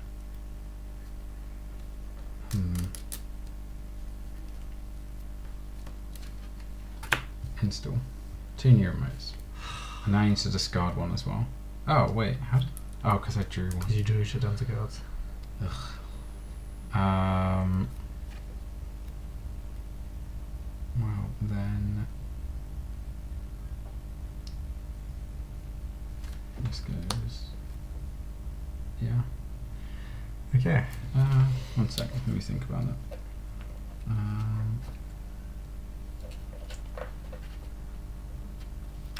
Yeah. First click is draw. Second click is draw. Third click is run archives. Or as a FUT. You steal a bunch of points. Nothing I could do about it. Oh wow, how much points am I stealing here? I'm just going to concede. This deck is so miserable to play. You just flooded, did you? So I had so much crap in my hand and no ice, so I couldn't protect anything, and your Azamat can just like run around and trash whatever. So I thought about like, oh, I can put down the moonpool and use it as like an awful spin doctor. Yeah. Feels bad, because also there gets to a point in the game where if you've lost enough moonpools and spin doctors, you just can't win now, because any way that you could score something is gone. So I was hesitant to put this down because yeah, it just feels bad. I thought about like dumping 2 Fujis and having the FUT, and that would be 5 damage, but even that doesn't win or anything. I thought about putting the Holloman as like an upgrade. Well, I know exactly what it is. There's only one upgrade in the deck. But it forces you to then go, so he's basically saying you should run here, or I have a Holloman that I can sneak out whenever I want. Because if I put it here, it doesn't really do anything because you just don't run it. And I wanted to make sure you were taxed on clicks, because the only way I could do anything with all these cards, of which none are ice, because all the ice is What are these ice? Look, how is this our deck shuffling? This is ridiculous. I don't know how I do it. I can't shuffle cards. In the tournament we played, I was playing Seb, and you know my Seb deck, it plays 3 Hannahs. Yeah. I played the price. What do I find? Hannah, Hannah, Hannah, 3 in a row. Well, those are all good hits. What are the chances of that? And like, this was right at the bottom of my deck after things had already gone awfully. I don't know. Sometimes I really get frustrated at Netrunner for wanting to be like a high-level competitive card game, but sometimes He just doesn't get it. Sometimes simply, if you just don't draw cards in any kind of You have expected distribution. This guy's moonpool's coming out his ears, and he's like, "I've drawn all my agendas, and I can't do anything." I with have them." 1 moonpool, and I'd already lost 1 early because you surprise play an Azamat that I couldn't really do anything about. You should have popped that one.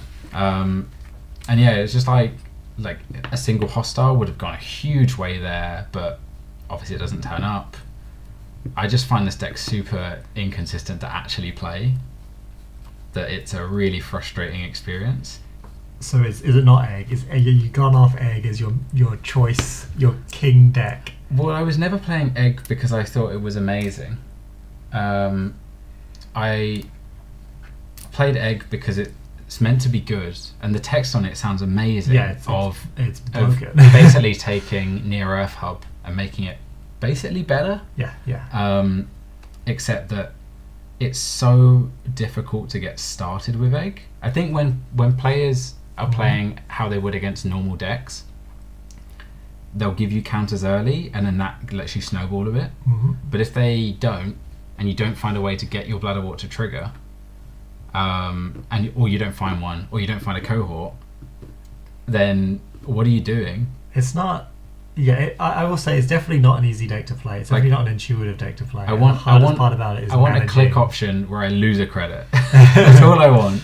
The hardest part about the deck is actually like managing the agenda flood, because it's a deck built to agenda flood. It's running shitloads of 1-pointers. It's running it trashes that's cards fine. all the I'd time. happily have a handful of stings, but it's the fact that 50% of the agendas I draw are Fuji. Like, I'm not kidding you. In this game, You did draw 3 Fujis, which is a huge number of Fujis. yeah, and it's like there's. What do you do out of that? You just hold them in HQ. That's fine.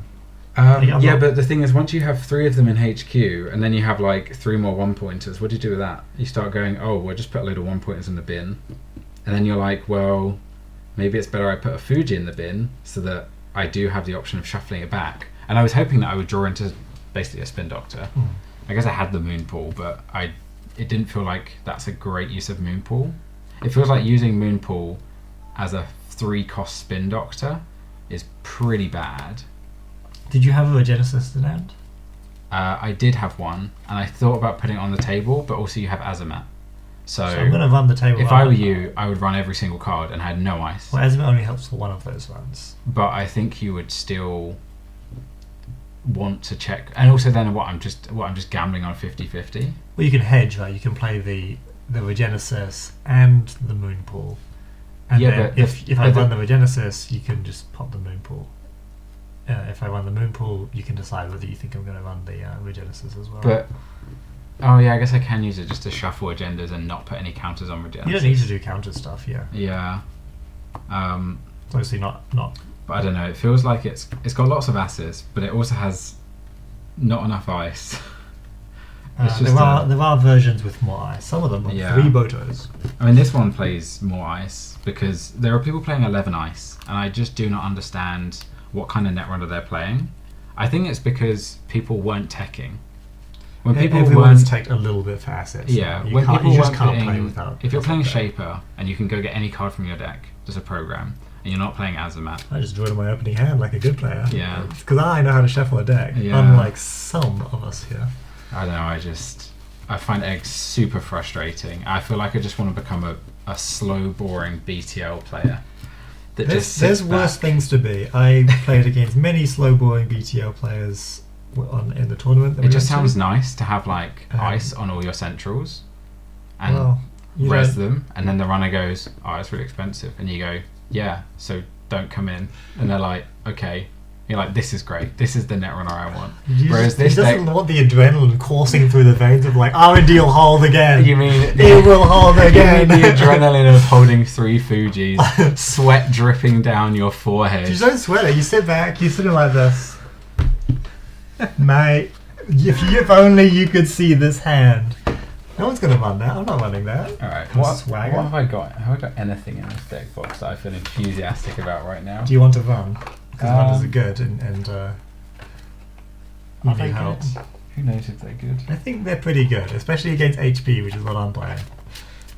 Oh god. The hardest matchup for HP is definitely the runner. I think that's a big thing holding them back right now. What, the runners? The runners are quite good against them. Let's play this Maggie deck that I've never played. Okay. Triple Basilar.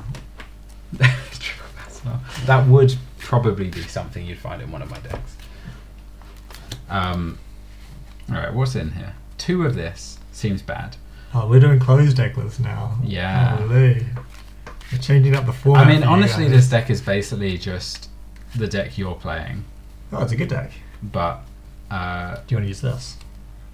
I mean, it literally just is basically the same. What? 3 environmental testing, 3 That's a good symbol start. chip, That's, 3 nuka, This doesn't say it. These are all... Muse coalescence. I'm not on 3 muses. I'm only on 2 muses. Oh, Think about that? sure gamble.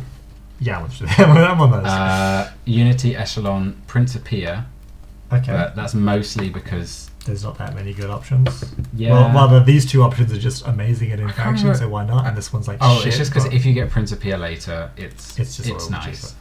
It's playing 1 Chesva, 2 Pinhole, Why is this is extremely similar to mine? 2 Twinnings. Well, this is why Okay. your deck changed because Yeah, because you did suggest that. Yeah, you were like, oh, So which should deck- I do this? And I was like, yeah, I think this is good because I put all these cards in deck. 1 Hannah, Okay. 2 DZ, 2 Okay. Lily Pads, not Okay. 3.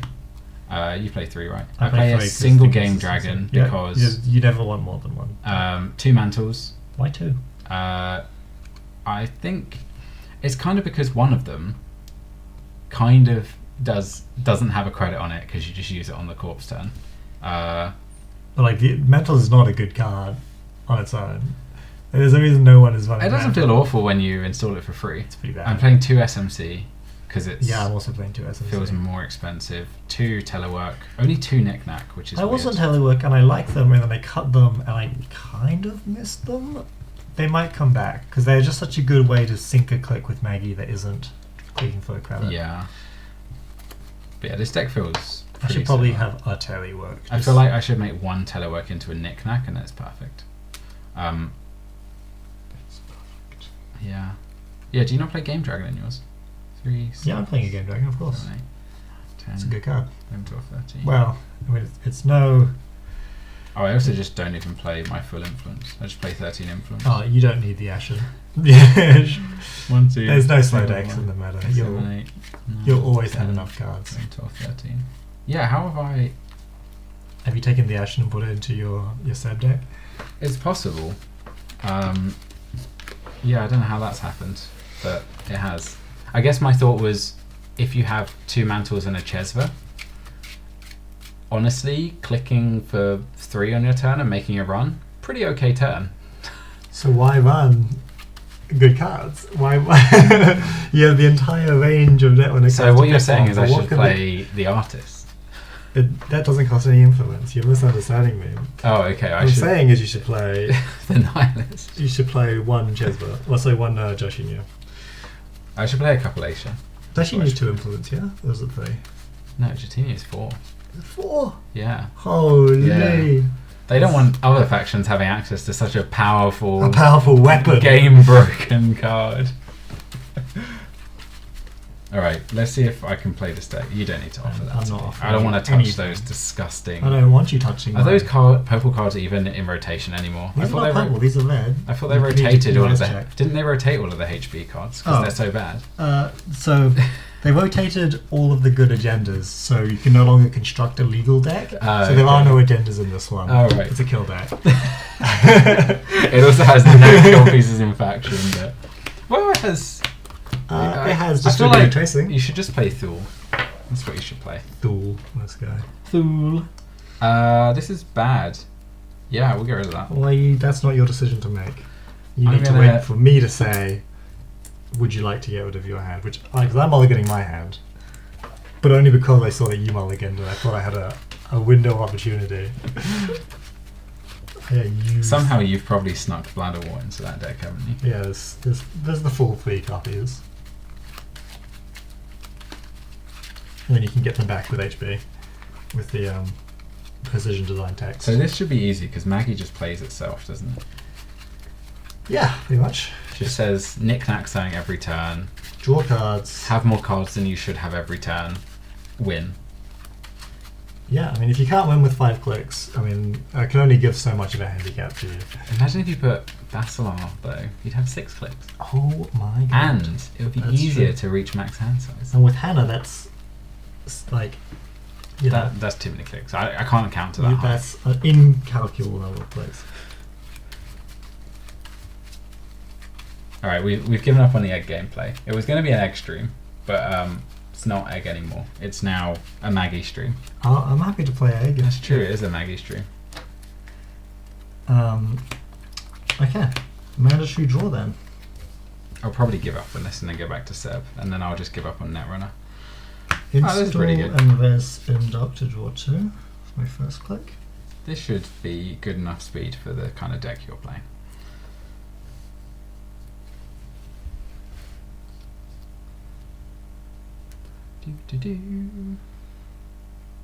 But do I play this and this, or just this? Or do I play this? Obviously this. Second click is draw. Last click is top-down solutions. Cool tool. Draw 2.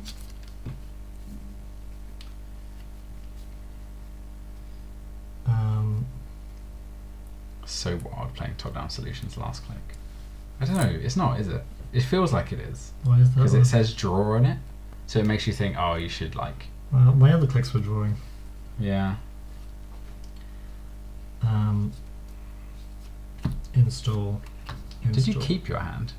No, I mulligan. Oh, okay. So you mulligan into a hand full of agendas. That's what we're seeing here. End of turn, I'm going to...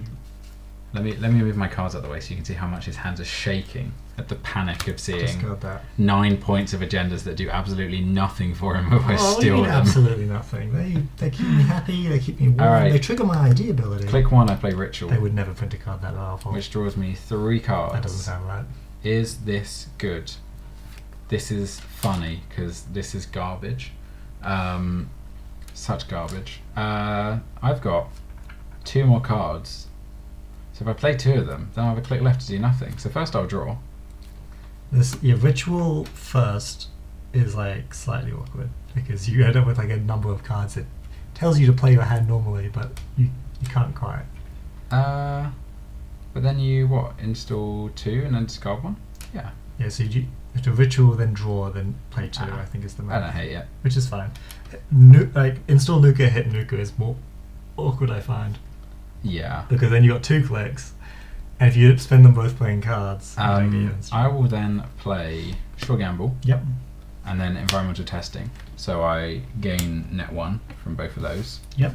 And then at the end of my turn, I'm going to say, my name's Magdalena, and I'm going to install an Azamat for 1, That's getting OP. power counter. OP alert. That's going to have 2 recurring credits on it. Now I ponder the concede. Yeah, for sure. But I opt not to, and I instead take my mandatory draw. First click is draw. Second click is Wait, kind of the Nuka is better. Because you... install. Last I know, click wait. is install. Oh no, because you Nuka and then you've got 2 clicks, so you have to like gain a credit, and that's Oh, yeah. miserable.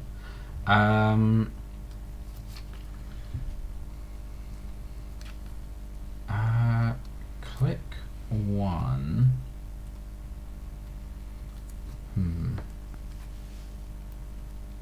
I would like to have more cards in my hand.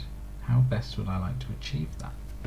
1, 2, 3, 4.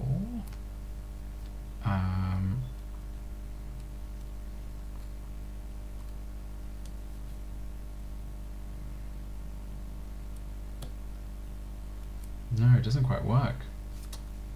Maths, an annoying game, isn't it? Click 1, I'll play Sure Gamble, Okay. which gains me 4 credits.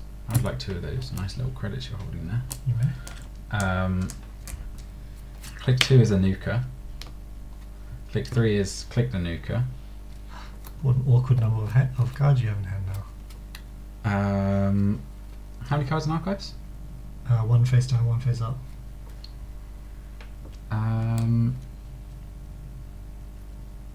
Click 4. Let's run that Spin Doctor. Okay, let me think. I'm going to pre-flip my Azamat just so you know I'm You're very serious ready about this show. to trash it. I'm willing to spend absolutely nothing on this. Okay, you can access Spin Doctor. I will trash it. And then my go ends. So I take a card from my hand. Let's say this card, Muse, comes down for 2, Yep. which gives me a counter on environmental testing. Searches my deck for a card or my discard pile. I'll choose my deck. Or your hand. Really? Yeah. Wow. Flexible. Yeah, it's kind of pretty crazy. Not that I mean, it's the lowest value of the you know, options, but let's go and get. Is it this? I take my mandatory while you have a look. It is this. Yeah, I'll go get Coalescence, which cost me 2, and then I gain 4. Okay. And does that pop your environmental? No, it's one-off popping. Correct. First click is install, install, install. Oh, it's gonna do weird stuff soon. Over to you. This is where you, in this deck, Burner, so good, because I have a 3 in 4 chance of hitting a fully off out of your hand and just burying it. You don't know there's fully ups in here.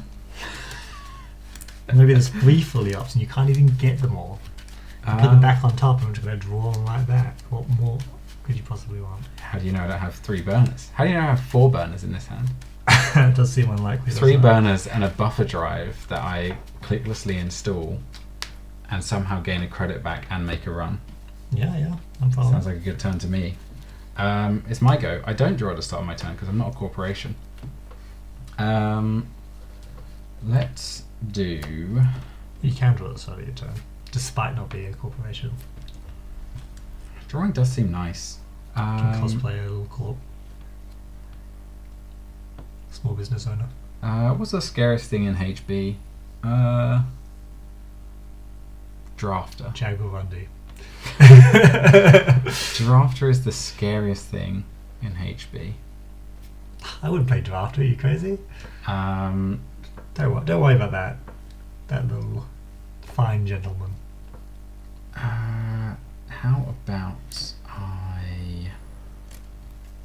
I want to get this guy down. I kind of want to get these guys down.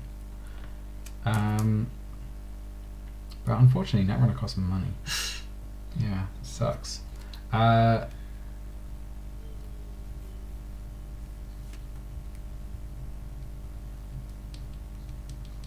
First click. Let's click Nuka. Bye bye Nuka. Away you go for 3 cards.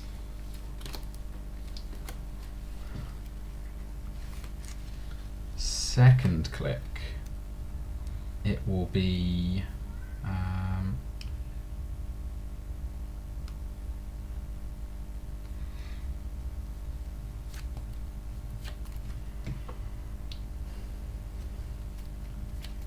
Second click is Knick-Knack for 2. Okay, this is a good start. This is a really strong opening hand.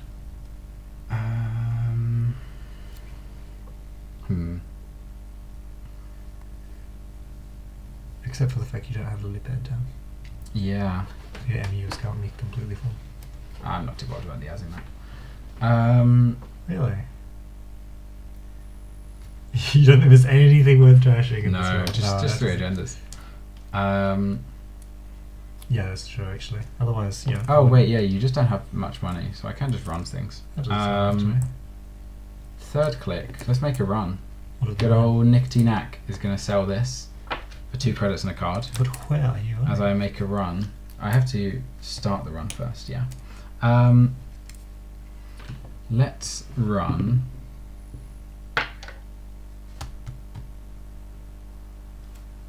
The outside server. I draw a card from the Knick-Knack. I already took the money. No res. Cool. How many clicks do you have left?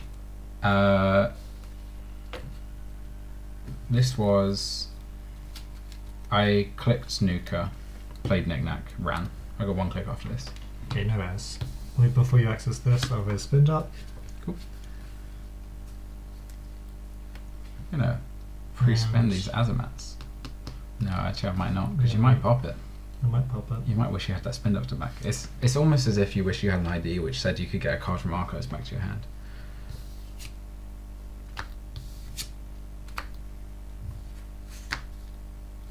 I don't really care much. I'll pop it. Nah, fuck it. You can touch it. What are you gonna do with it? I think it's in my incentive too, so I will kill it for free. Okay. And then last click. Let's install another environmental testing. Wow. And then end of my turn, I discard. I need to discard 2 cards. It's probably these 2. Seems right. Discard these 2. Oh my gosh, is that a coalescence? It is. I pay 2 What for a the- coalescence that comes with 2 counters. That triggers out this environmental testing, giving me 3, 4, 9, and also put the 1 on this other one. And I'll just leave the coalescence money on it. Why not? Okay. No, I'm just kidding. I'll take it. Okay, mandatory draw. Gosh, this deck is easy, isn't it? If you just draw all the right cards, it's hard to do as a corporation. You just keep drawing the wrong cards. No, not me.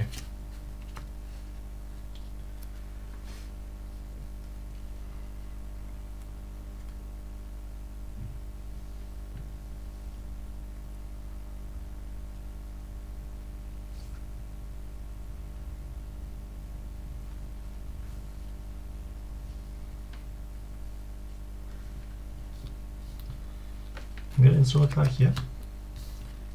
I'm going to visit Regolith. And I'm going to hit Regolith twice. 6. Okay, that's very telling. And You can just put a counter with 3. yeah. So that's very telling because it tells me that your hand is full of delicious agendas. Maybe it is, maybe it isn't. And that's why you had to ice HQ. Because otherwise you would absolutely want to click the Regolith 3 times because you're just I'd love asking to. for me to come take it down. Now how much do I want to take it down?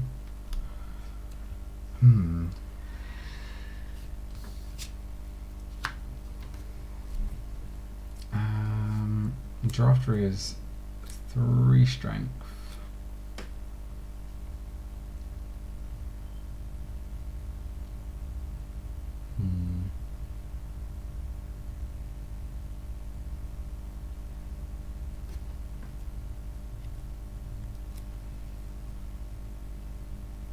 Yeah, Shaper does not make early drafter especially well. Yeah, I think I'm going to try and do it anyway. I'm going to play an Echelon for 3, Okay. which gives me a counter here, Yep. which is over Mew. I'll get rid of this Muse. Losing value. Yeah. Shameful. Then I will run the Regolith. Okay. I will res Scatterfield. Oh, it's a code gate. You can install a card. Oh, thank you. I'll install a card. Oh, sorry, I meant to sell my Yeah, of course you coalescence. go. Of course. Guess I'll install a card over here.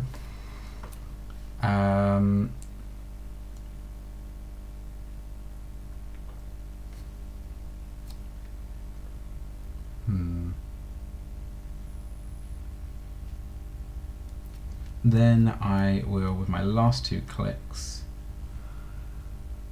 I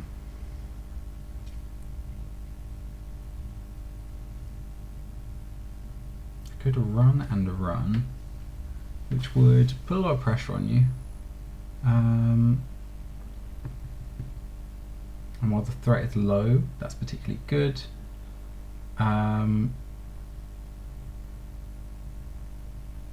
I will run this card, the innermost. I got 1 click after.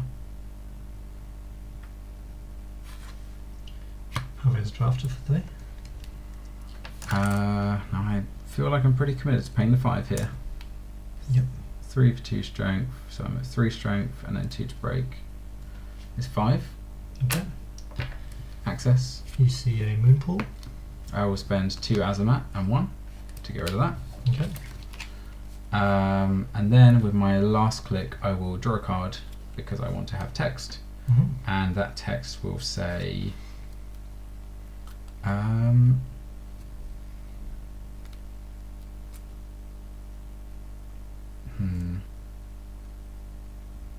the text will say coalescence for 2, which gives me a counter and gives me 4 credits. Okay. I'm done. I'm just going to double click regular.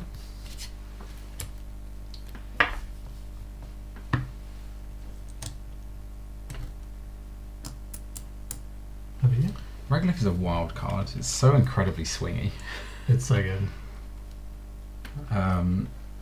It just feels like it's so much money on a card that if you could, you'd play a deck where it just has 3 Regoliths, and you're like, if I just find one and cash it all out. Load-bearing Regolith is an icon of Netrunner. You build your Glacier deck, you put everything, like all of the ice in the world, Yeah. and like greedy like scoring stuff. And then you play like, D-Res Regolith. Oh. and then you with wage and then, workers. like, oh shoot, I can't afford to res any of this ice or even install it. I'm gonna put in a Regolith. Just one. And just find that's it. it. Yeah. I'm gonna put in, even 3 Regolith and then just put in no other econ. It's like the classic way to build a corp deck, which doesn't work. Click 1, I'll play a Nuka. Click 2, I'll click a Nuka. Yep.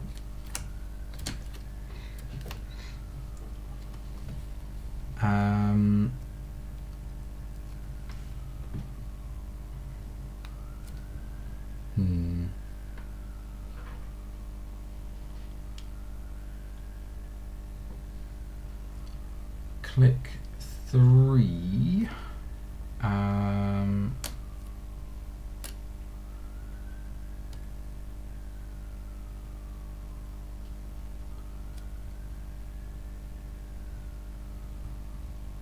I will run archives Really? to pop this coalescence. Gain 2 and draw. Oh, I will draw a card from this. I should do it anyway.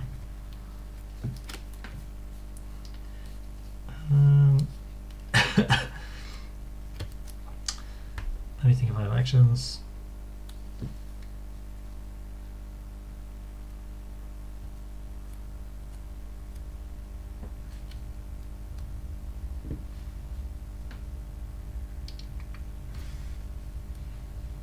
Okay, you access archives and you see a Ingoton. I will have that. Thank you very much. And then click 4. I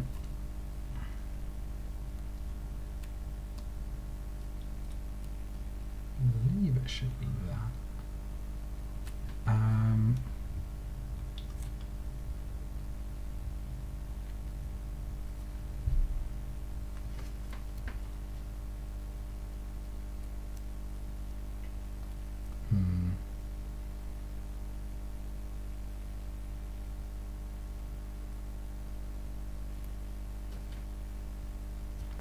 Click 4 will be a DZ, and I discard at the end of my turn. I discard 2 cards.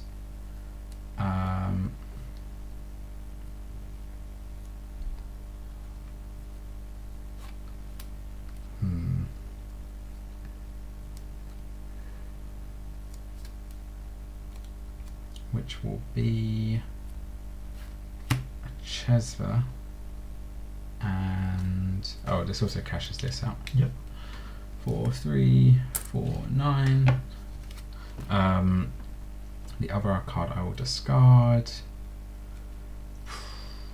It's probably the least useful.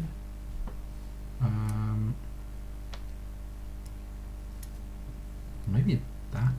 No, surely that's not. Wow, this is a tough one.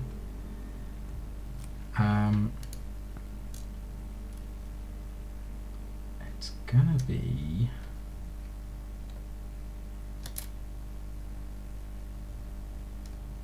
how good is that compared? It's gonna be this Muse. Yeah. This cost me 1 because I have DZ now. Okay. And then it comes with 2 delicious charging counters. Mandatory draw. First click is going to be top-down solutions. Draw 2.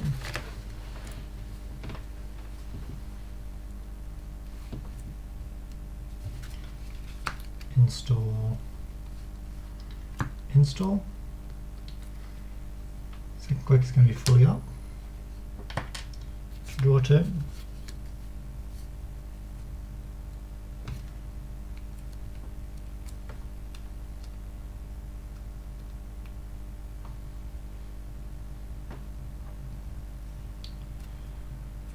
Draw 2.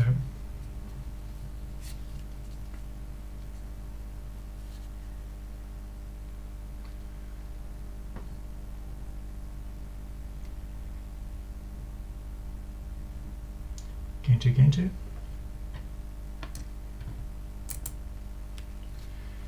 Last click is going to be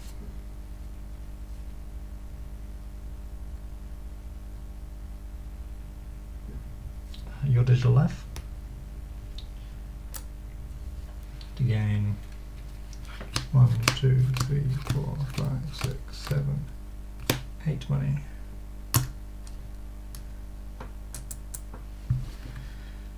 And returning to discard 2.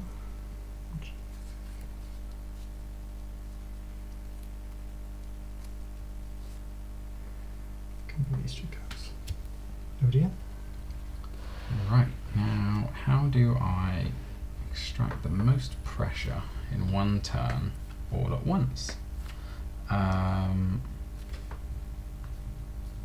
With 18 credits, pretty healthy.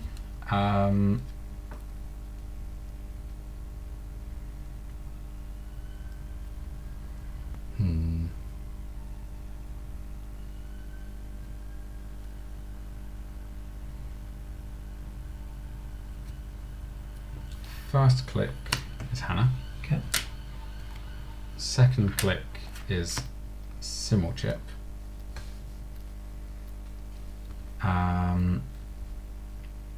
Third of 5 is Hannah into the drafter remote. Okay. That's the first run. Yeah, probably anything with. I wonder if this Chesver is just. Fodder. I mean, I installed it for 1, so It's value. it is value, and I'm not using that value unless I make a run on Central first.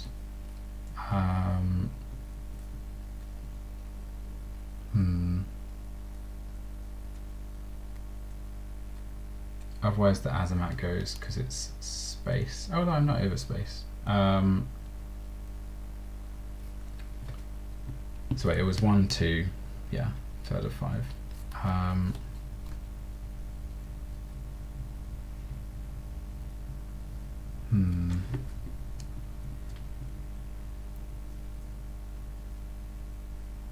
think I do kill the Chesver. Okay. For 2 credits and a card. Spending 5. Yep. You access Oh. Ponto. Oh, okay. Cool. I'll take that. It's yours. So 2 more clicks because I used Hannah.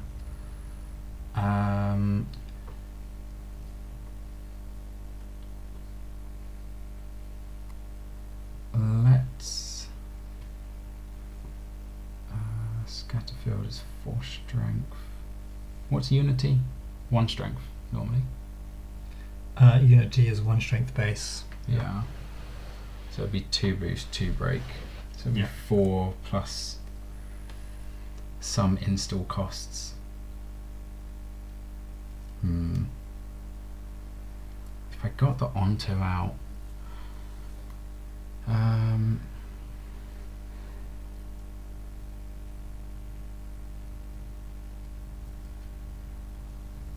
I think instead I will click Nuka Okay. for 3 cards, and then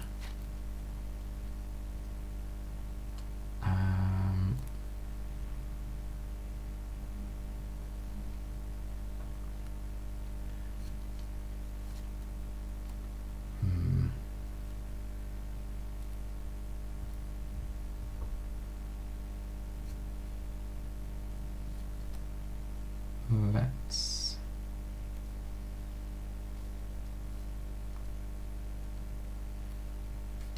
that Nuka's gone. Wow, this is tough.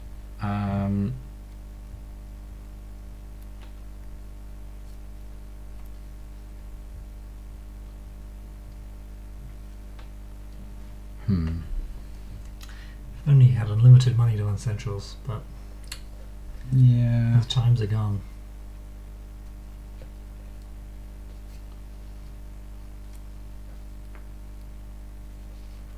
How bad? I don't think it'd be that bad. I'll install a lily pad for 4 as last. Interesting. And then for my discard down, I will discard a Principia.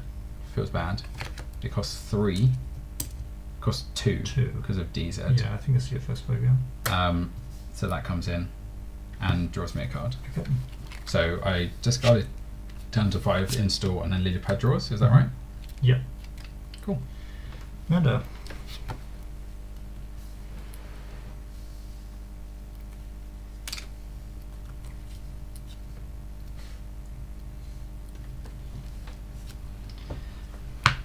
Install and res wage workers.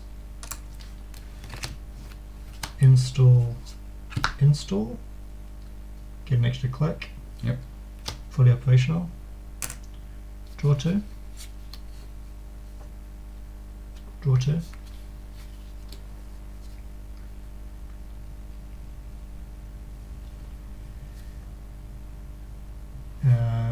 Gain 2, gain 2, gain 2. Gain 6. End of turn discard is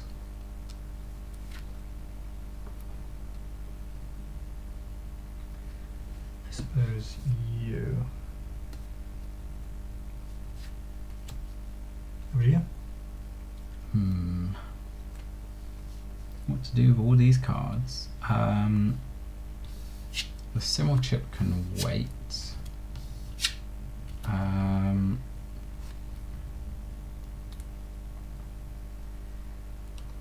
What am I looking for in this deck?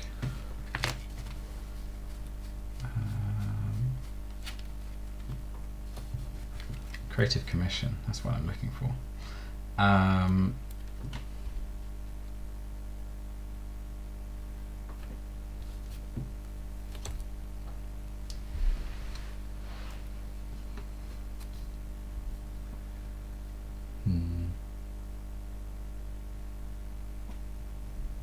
The drafter would be just 2 to break if I go and fetch.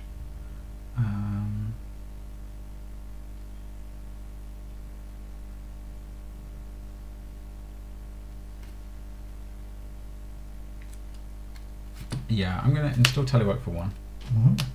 Then click it to gain 3. Okay.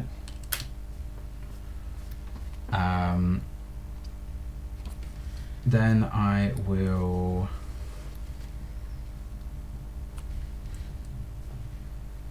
Hannah into the drafter. Okay. Spending 5. No, I'm gonna do some things. I think I need to sell the Azimat. Feels bad, but sequencing says so. I guess I can sell the Principia. If I really want to go for like pushing value. You're using your knick-knack to eat this? Yeah. Principia will bring down your echelon strength That's true. if you eat that. I could also just sell Lilypad. You don't value card draw anymore? Yes, I'm sick of these cards. They all suck. I only need my board. My board's got me. Oh yeah, so the thing comes in cheaper. Oh, well, it doesn't because of Simmel chip. Simmel chip's really awkward with DZ. I mean, it's pretty good still. I don't mind it too much. I usually block Simmel chip after my discard step unless there's an emergency. Because at that point you get. I will sell the Azimat for a credit and a card. Yeah.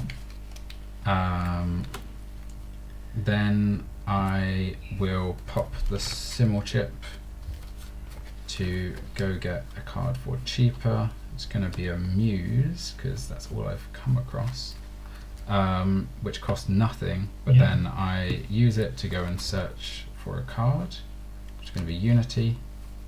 Yeah. Which clip is this? 3rd of 5 because of Hannah. Okay. Which I pay 3 for Unity.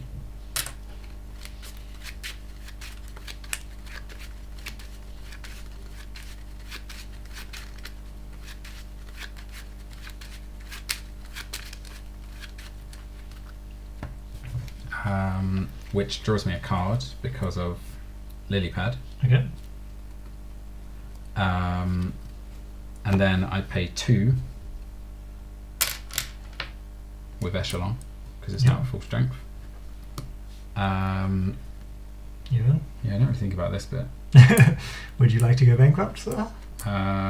You've gone all this way. You've come so far. You're just showing off.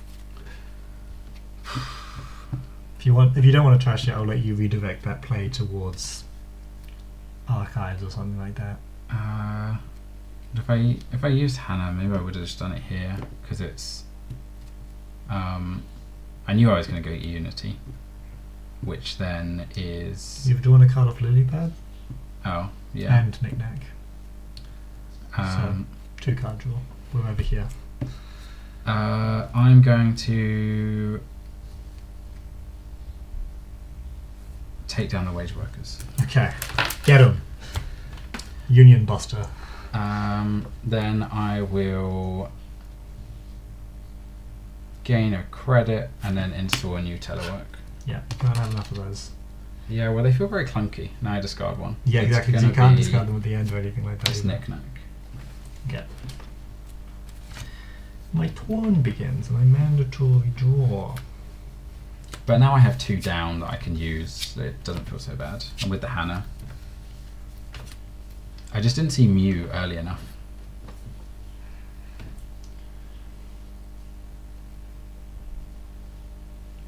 And I saw loads of programs kind of almost too early. Too many breakers.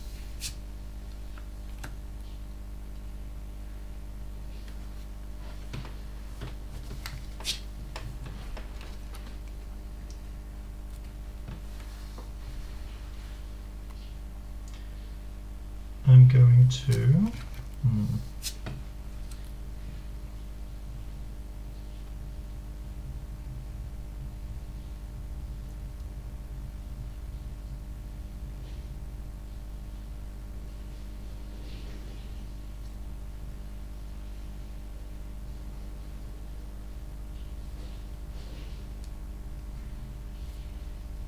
Oh, DullBulb. On a scale of 1 to 10, how do you feel about Scatterfield?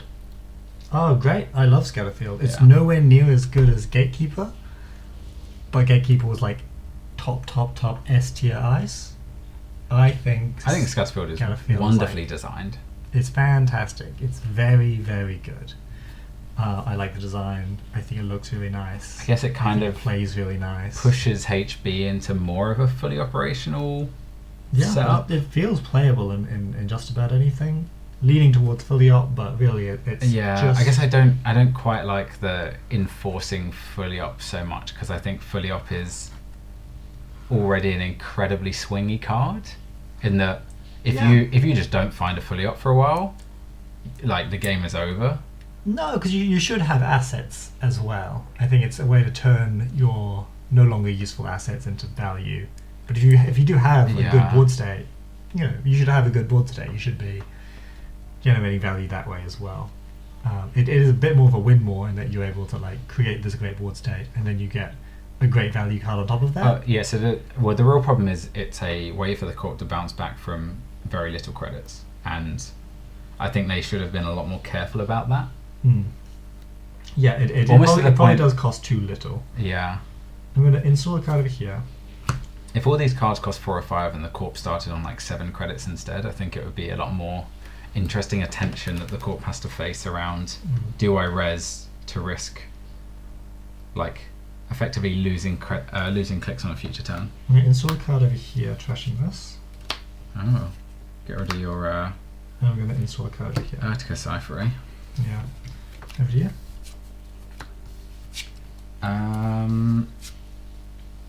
Alright, what are we doing here?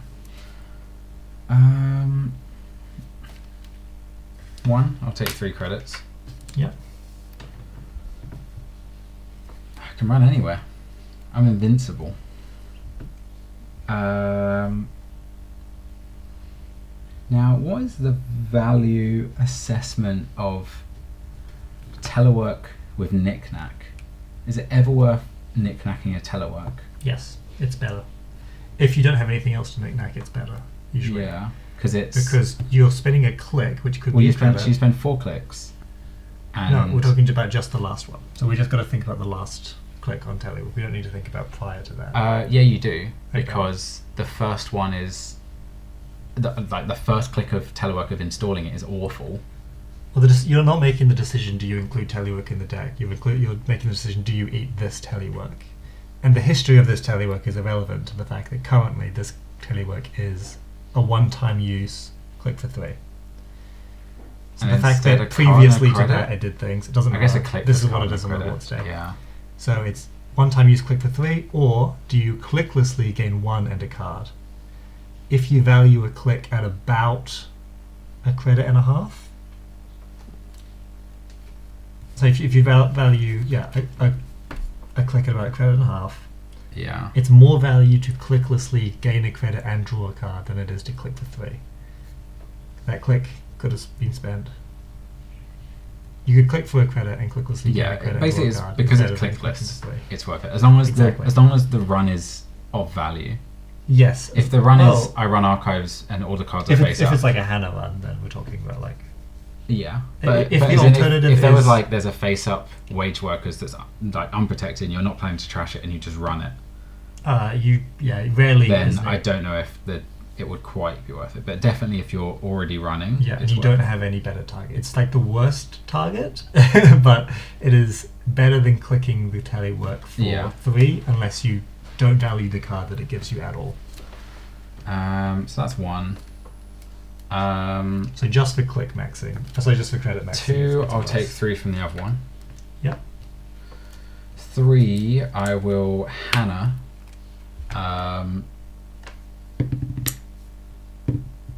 Into this one. Okay. I will. Oh, sorry. I will sell this telework Yes, of course. for a credit and a card. I will raise Ablative Barrier for 2. What click is this for you? 3 or 5. My classic turn click 3 2 more Hannah. after this. I'm going to go and put a Rage Workers. Yep. Over here. I'll pay a whole credit to break, and then continue. You see a Moon Pool. I'll pay 3 to trash that.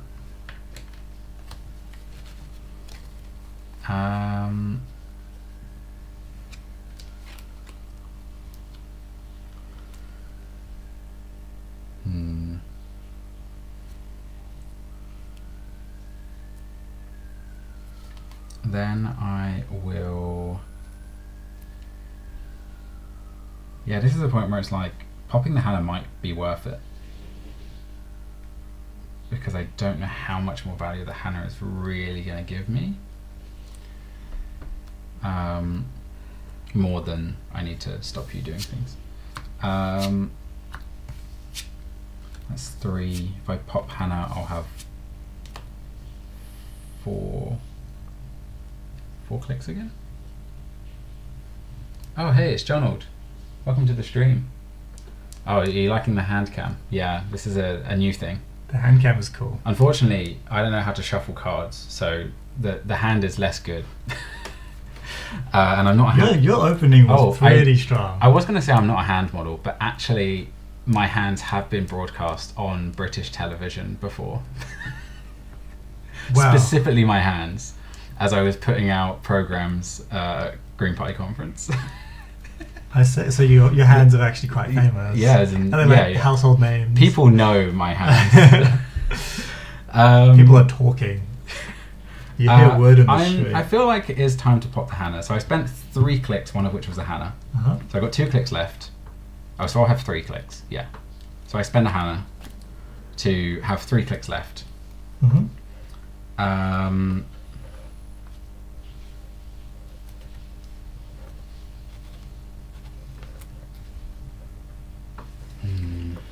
But what am I really doing with those 3 Yeah, clicks? clicking for 3 credits.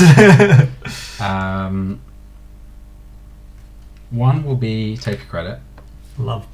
I pop Hannah and I gain 1 credit. I'm not sure if that was right. Then I will run. Oh, do I just run archives here? I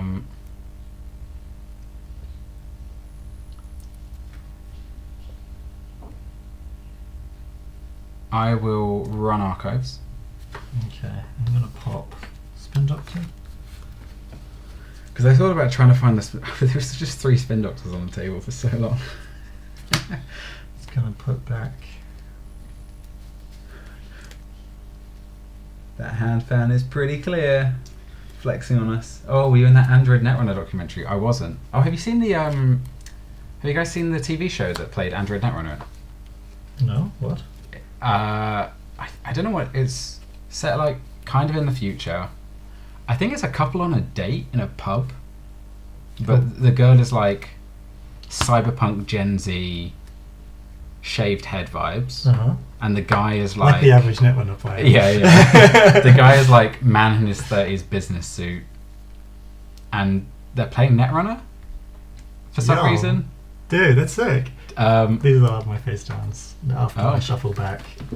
2 agendas. Excellent. 1 face down and 1 fully up. Yeah, 1 agenda and 1 agenda. I will leave the wage workers in archives. I won't trash it. Oh, okay. I've got 1 click left. Who was winning?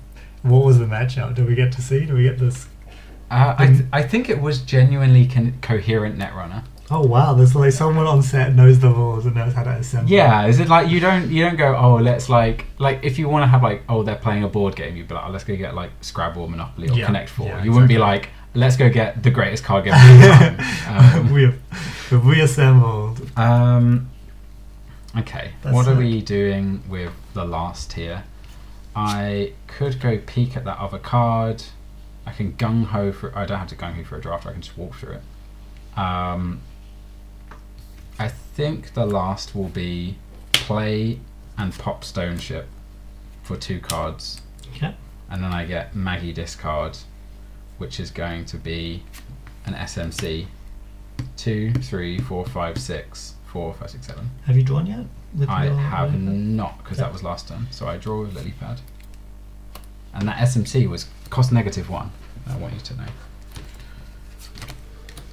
Okay. I raise Otto, which goes even. Cool. Naked Otto. What has he been up to? I don't care. Actually, he's not on screen, is he? John thinks it was 7 seconds of it. It's possible it was 7 seconds of it. Can you guys see my... No. If it's not on the map, it's not in the game. Yeah. So you can make a top row. It's come on, what's this? You've been on stream before. Why is your archive so wide? Like, get these things over. Okay. Look at this. Look how much space I've created for you. Almost a whole piece of ice can fit on the edge. Mandatory draw. I'll put this over this side for the score area. Unless you're playing to So ice I archive so much. Oh, sorry, 18. wait. Did I discard down properly? I've got 1 too many cards. I should discard another card of it. Okay. I will discard.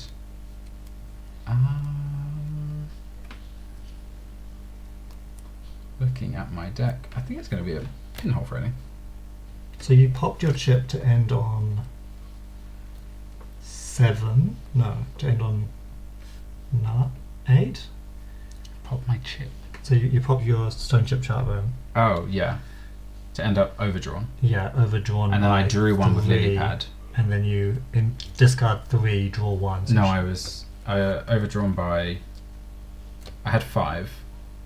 Play stone ship, which then gets me to 6 because it was. Oh, right, but you did discard. Yeah. Okay, cool. So then I no, I must have had 6 somehow. I think I used knick-knack, so I had an extra card. So I had 6. Played stone shipped. Oh yeah, good point. I've been reminded there's a lily pad in my hand that can go. Okay, sure. Although no, wait. I was thinking like, should I ever sell lily pad?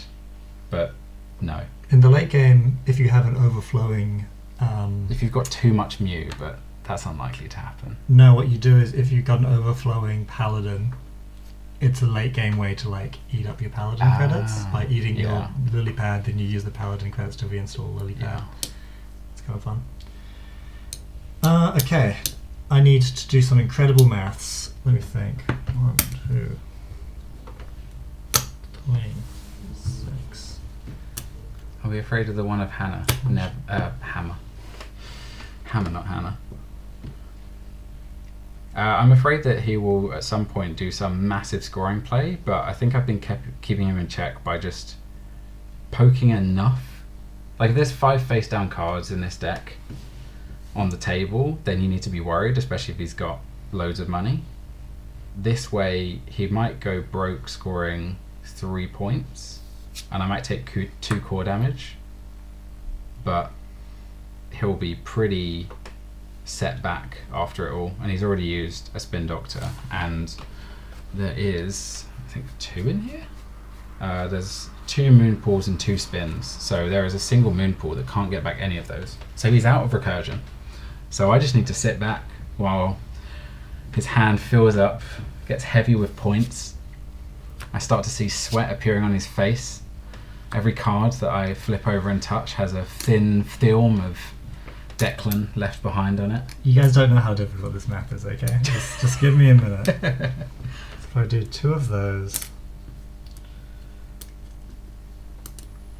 This is definitely one of the hardest things with Netrunner is you never want to like put exactly your money in piles of what you're going to do, because it's too obvious to tell them like, oh look, I've got 4 for a dupe set, and look, oh there's 1 set aside for a fully op and 4 for another gain extra clicks card.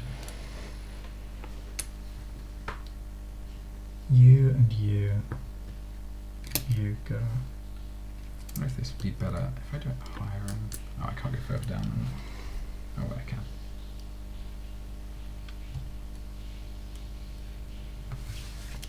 Somehow better. Ah, it's a little too zoomed.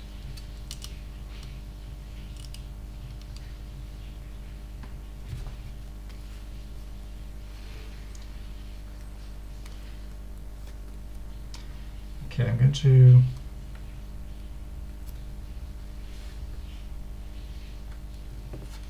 where's you and where's you? I think I have to do this turn. Oh boy. 1, 2, and then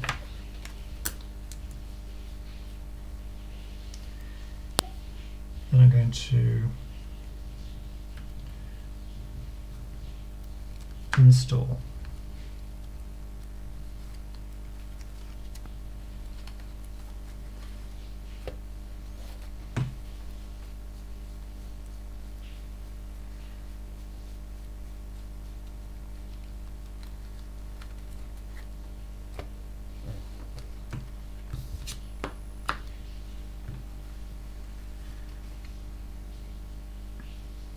So 1 click spent installing.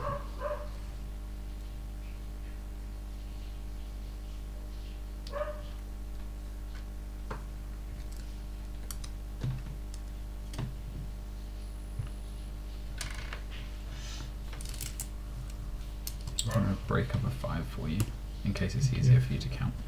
There you go.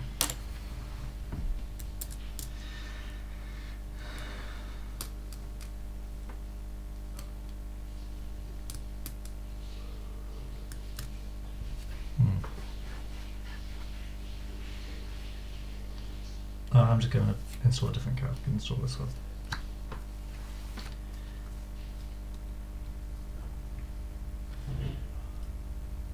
Are you on the 2 1s in this deck? Maybe. Because they seem like they'd be pretty good just for alternative getting out core damage. I'm going to play 1 nano management. So it was install. So I was up 3, then install would be under 2. 1 nano management puts me back up to 3. The way it works is having 1 install and 1. Yeah. I'll just use the dice for clicks. Okay. Where's the powers that be?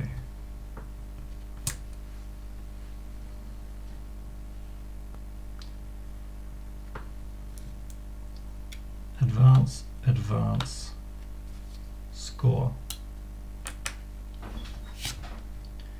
It's Illivigar. Take a call.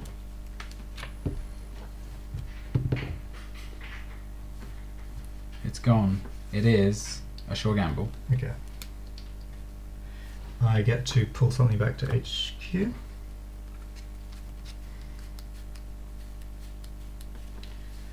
It's going to be a fully operational. And I get to install something.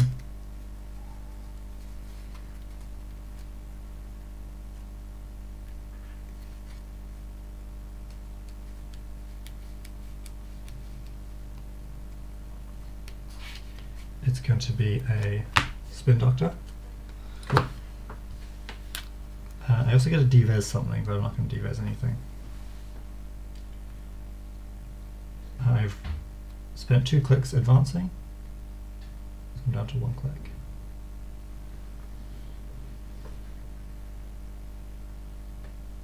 Yeah, you can't wage workers now. Yeah, I don't know. You need like an advanceable piece of ice, but that only gives you an extra advance and that's it.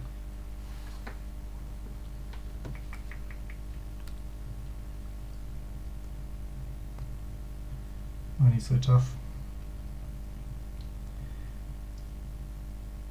Last click is going to be fully operational. 1, 2, 3, 4. Yeah, this one didn't work out very well. I'm going to draw 2. Game 2, game 2, game 2. 6. End of turn, I discard card here. Over to you. I have 1 core. Alright. I need to look at my deck because I forgot if I actually have any programs left. I have a feeling I have mantles. I do have a 3rd muse. Oh, that's useful because I thought I was just going to be Eating your board. well, completely bricked basically. Also, Because if I didn't have any, well, all my coalesces are in the bin, so I'm kind of like through all the money. This is where a one of artists or Stone Ship Chart Room is a OP card. why is Stone Ship Chat Room? It's got infinite money on it. Does it? If the game goes infinite, it is. Stone Ship Chat Room? Oh, not that one. Smart Word Distributor, Oh yeah, of course. also known as literally the best money card in the game. It does have more money in it than anything else. That's true. It's also like, Terrible. well, the thing is, if you get it in your opening hand and the game goes 6 turns, it's just as good as playing a telework. And if it goes any more than 6 turns, it's like really good. Yeah. Because if you install click it twice, that's the kind of click for 2 that you expect in the game. Yeah, it's got the issue of just like in the early game you need the money and clicks available to you. Yeah. And ASAP. also you need It's like, yes, it is more money than a Sure Gamble would have given you, but Sure Gamble would have given you that money so much faster. Yeah. And sometimes that's a fallacy, and really you should just grit your teeth and play cards like Fermenter, which is like more money than Sure Gamble, but takes quite a while. Daily Cast was a famous one. Big one right now is everyone should be playing a bunch of the 3-cost resource from here. Environmental testings. Because like, yes, it's slow and it's difficult, but just grit your teeth and get through it because it's good money. yeah. Smart Word Distributor takes that to the most extreme of like, holy, it takes so long for this card to be good. I guess the other thing is it does let you go from 0. Basically, it's like if you're ever spending a click gaining a credit, like if you have a And deck. not spending that credit this turn, you wish you were clicking your Smart Word Distributor. Yeah. I know. I guess there's like. Oftentimes the reason you're clicking with credits is so that you can get up to your Sure Gamble threshold or something like that. Yeah. Or like, oh, I need to click so I can play my coalescence or something like that. But Unfortunately, there's not like ways to stall the game out like there used to be. There used to be a card where you could like sack a connection to stop the court being able to score agendas for a turn. mhm. It would like remove from game, but it was really good. And there was a whole deck that came up at one point which played Nat, the 40 card, just because it was a 40 card deck. Uh-huh. And it used this card called Gravedigger to basically mill out the court and then just stop them from winning. Huh. And it basically said like, oh, I'll make you lose like 2 cards from your deck, and also you can't score now. and I'll make you lose 2 cards from your deck, and obviously you can't score now. And it would like basically force them to flood, to have to ditch agendas. It was actually pretty good. Huh. Okay, you got a turn to play. Yeah. What do I do here? You've got 10 credits. That's quite a lot.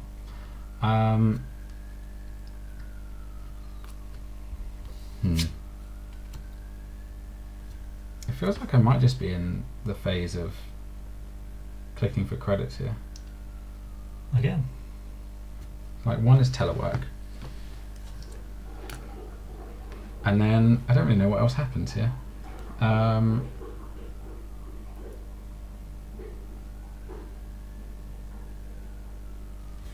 can just poke HQ. It's pretty good.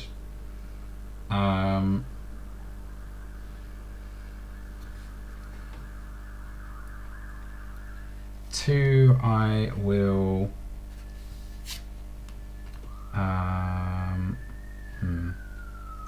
Two, I will run HQ. I'll sell SMC for a card. Thanks, game.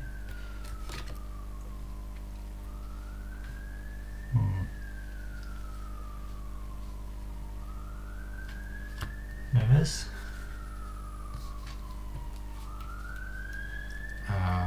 That will then spin up to draw 2. Cool. Oh, that's annoying. Now I need to be able to roll a 7. That's fine. And 8. Oh my gosh. 1, 2, 3, 4. It's a bass. Does bass need to die? It's got such a cool hat. What do I want money to trash? Dupestad. Powers that be.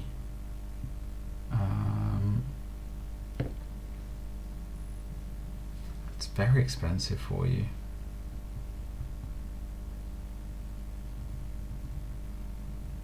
I will not trash it. Okay. 2 more clicks.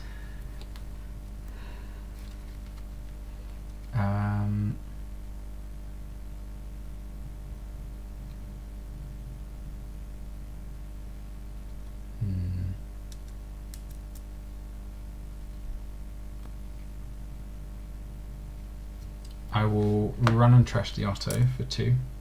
Okay. And I will install the twinning for 3. And then at the end of my turn, I only have 4 hand size because you did a core damage to me, so I install a mantle for 1. Which. Has you already installed the Virgo this time? No. No, I just sold 1. So you just shoot for 0? Yeah, because 0. Yeah. And I draw a card because of Lily Pad, because I did not install a program. Okay. I have the 4 for my core damage, and I draw. Right, I mandatory draw.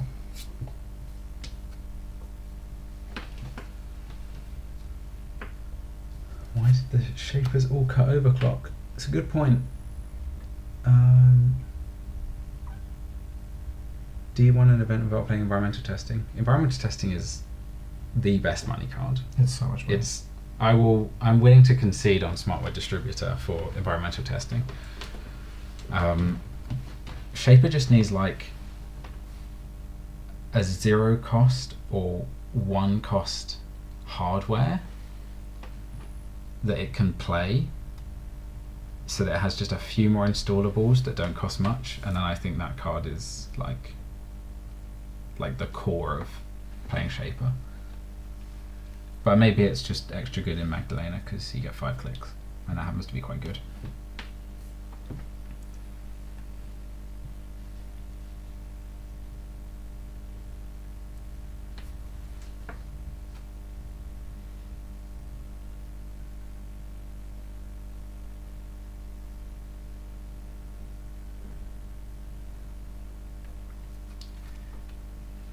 Install, install, install, fully operational. Oh boy, Gonna draw me 2. it's a lot of money. You've not got many cards left in there, you know. No, I'm with you.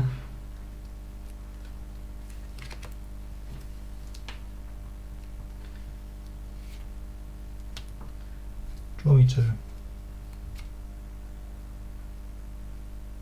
No, actually, these guys can stay. They've been good. They've been good to me. So it was 1 draw. 1 draw, and then it's going to gain 10 credits. 10 credits. So this card says gain 9 credits and draw 2 cards. End of turn, I discard 1. Over you. As a reward for installing a board is pretty good. On your turn, I believe I get recurring credits at the start of my turn. Yeah. So on your turn, I'll boost, not Prince of Peer, because that would be illegal. I'll boost Unity. Whoa, Unity, you're on fire. Now I get it back. Now my go starts. I'm going to take the money from telework because I think it is more valuable as credits than it is as also card draw right now.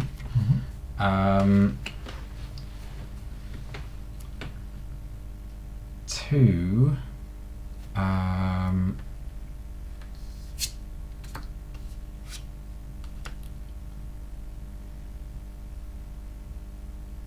Let's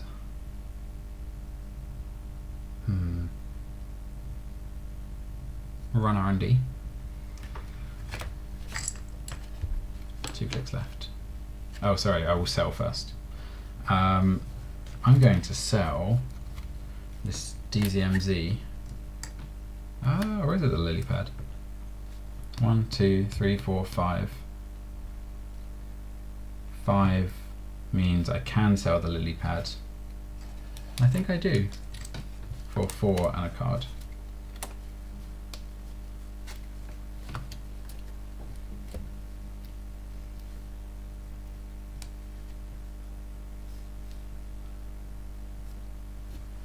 How many clicks do you have left after this? 2 clicks left.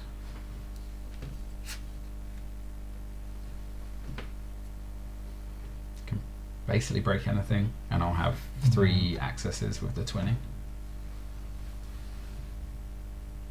Oh, I've just been reminded what I hate about this HBID is the 40 card. 40 card deck, yeah. Noves.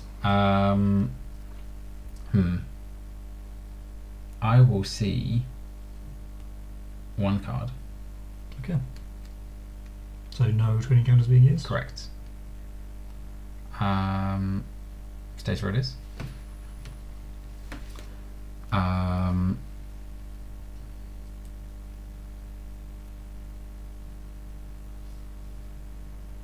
Then I will run archives.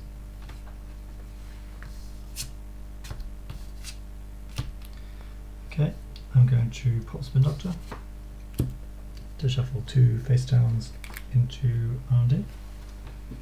2 face downs, that's what I like to see.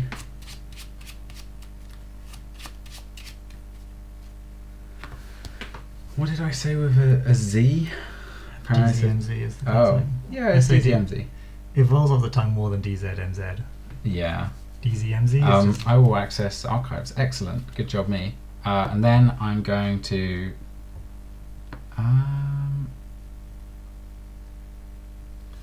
now you shuffled 2 face down back, which makes me think it's 2 agendas. Maybe. But I could see half of HQ. That's a lot of HQ. That's a lot of HQ. I'm going to go the HQ route. Okay. I'll run HQ last click. There is a card that would be annoying here. There is. I will boost Unity 1 whole strength. Congrats, Unity. And then I'll spend these 2 counters. Okay. Let's find out.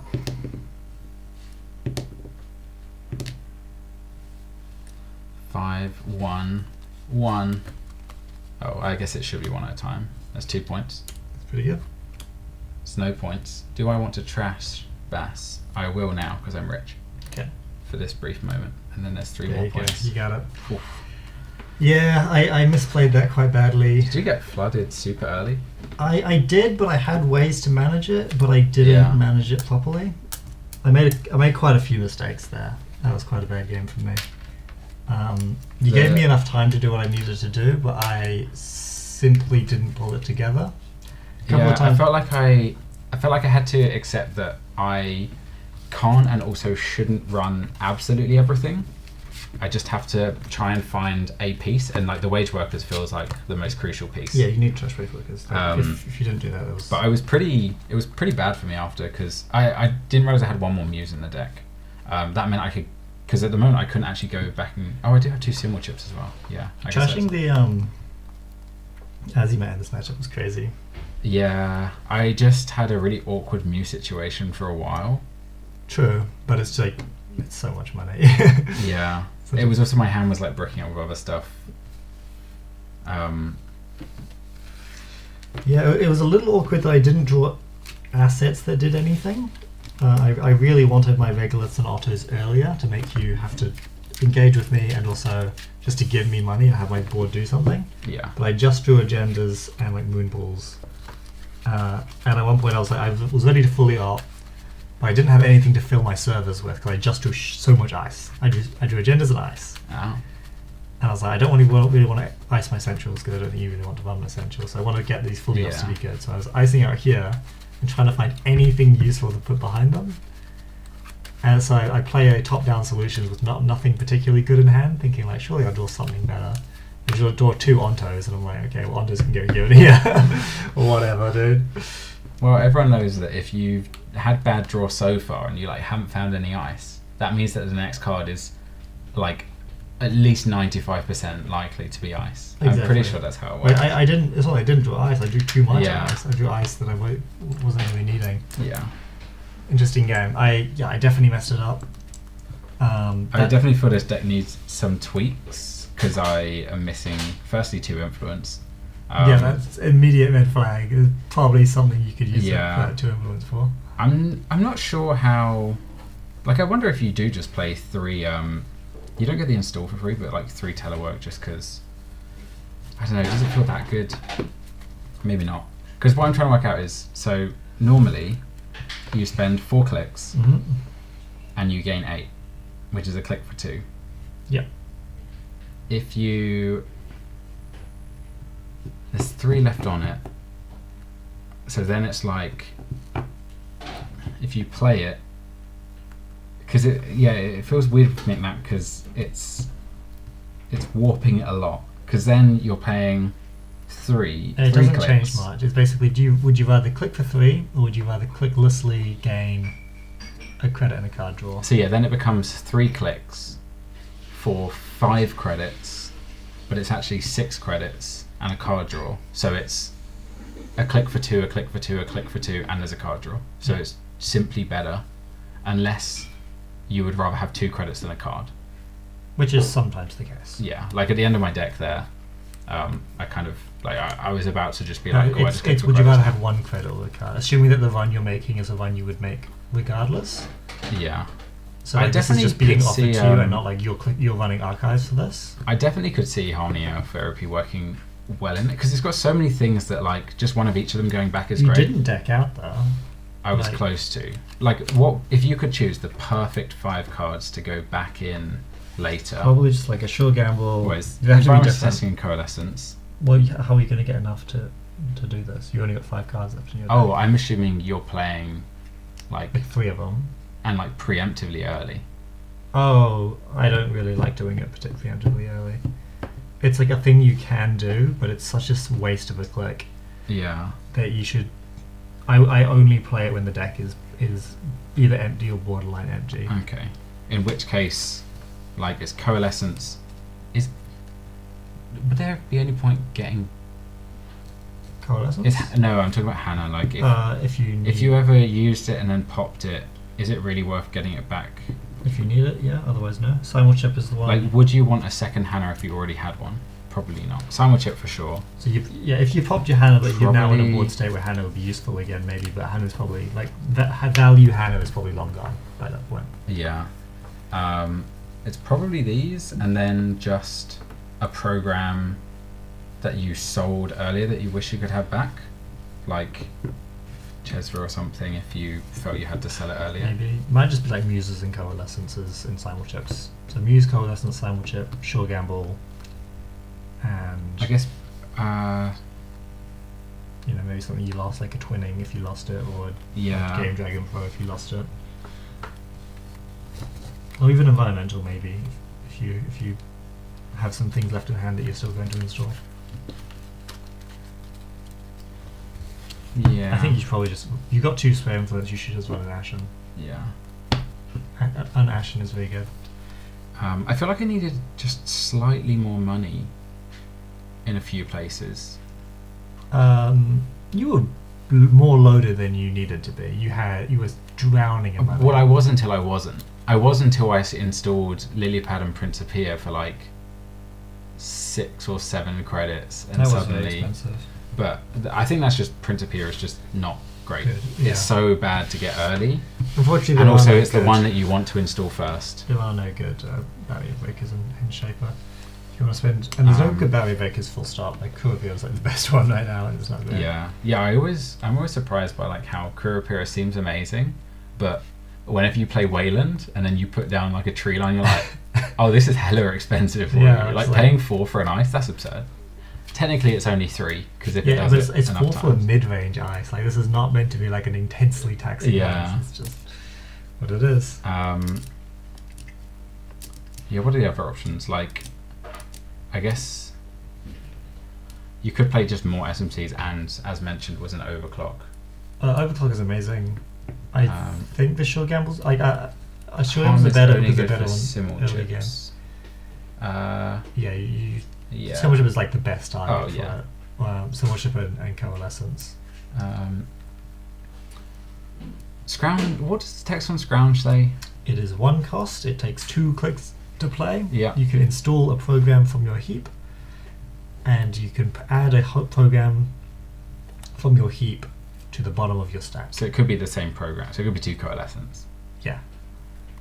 And so you're spending 1 credit, 2 clicks, Yep. and also, let's say you kind of naturally draw into the coalescence because you have enough draw in your deck. So you also play. Well, it's also an install. I guess the other thing, like, it's like draw the card and install it, and also put 1 at the bottom of your deck or shuffle it in or whatever. Yeah. And then you get, so you spend 1, but you actually spend 3, but actually you don't because you have DTMZ at this point.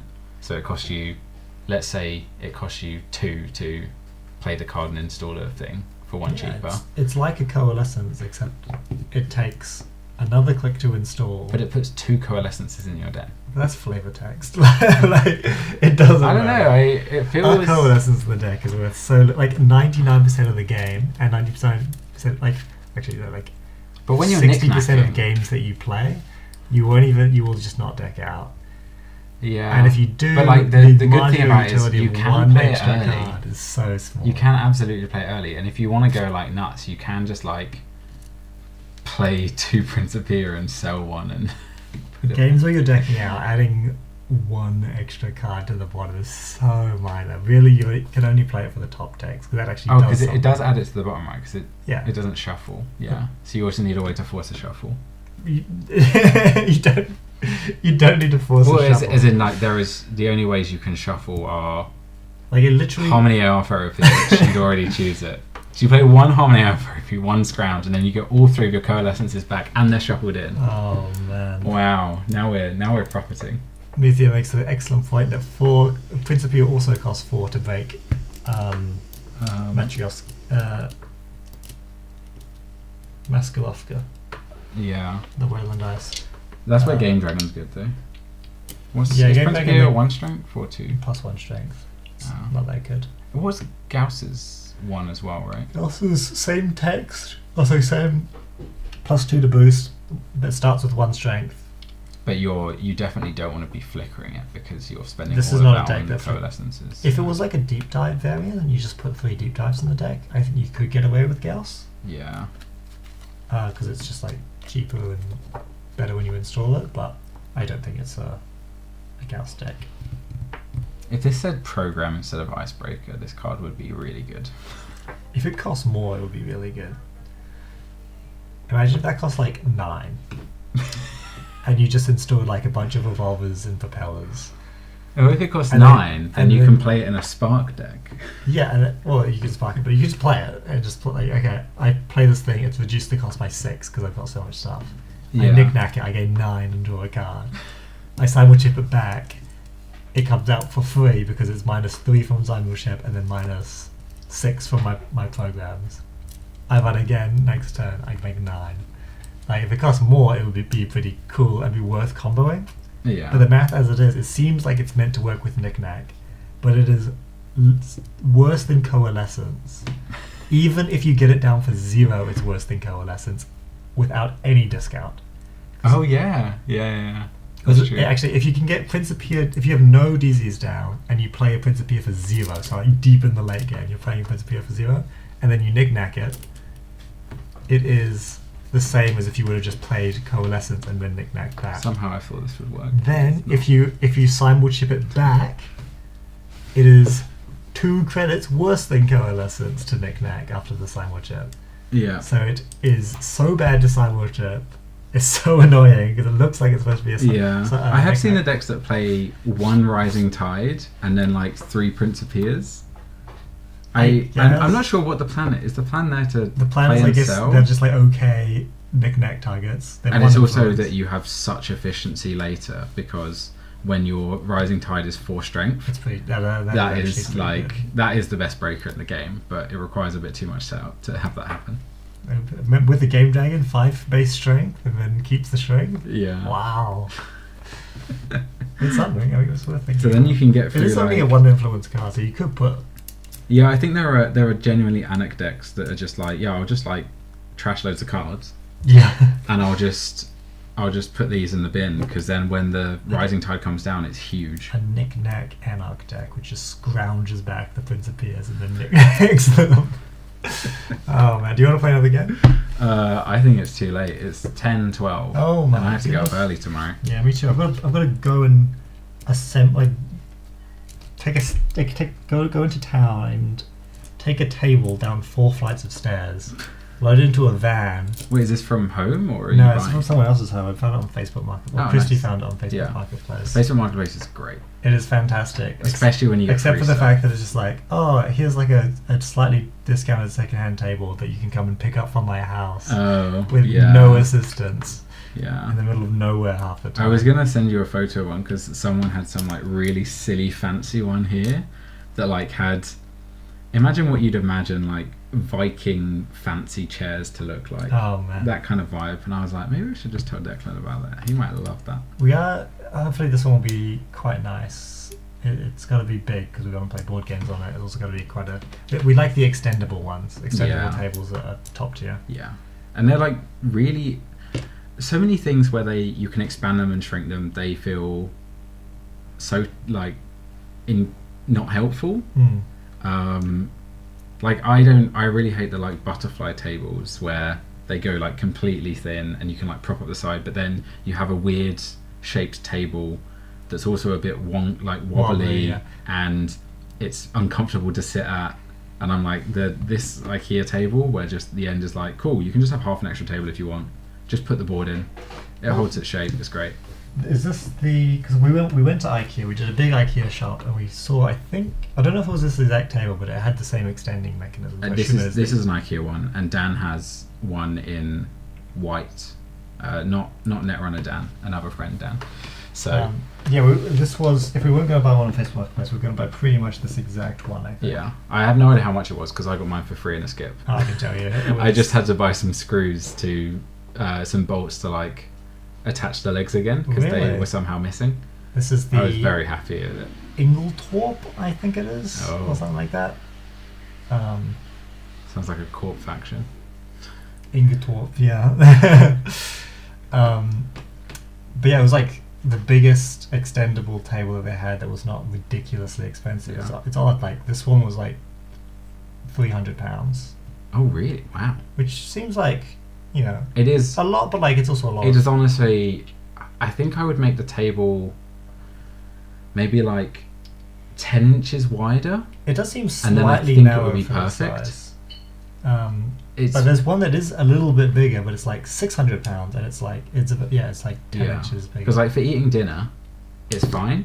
Fits probably 8 people comfortably. Extended. Unless you're doing like table spreads, like there's loads of food in the middle, Yeah, of course. in which case you want the extra space. But for board games, it works great, but a little bit extra room either side, because then you can have like the board and then the player's space.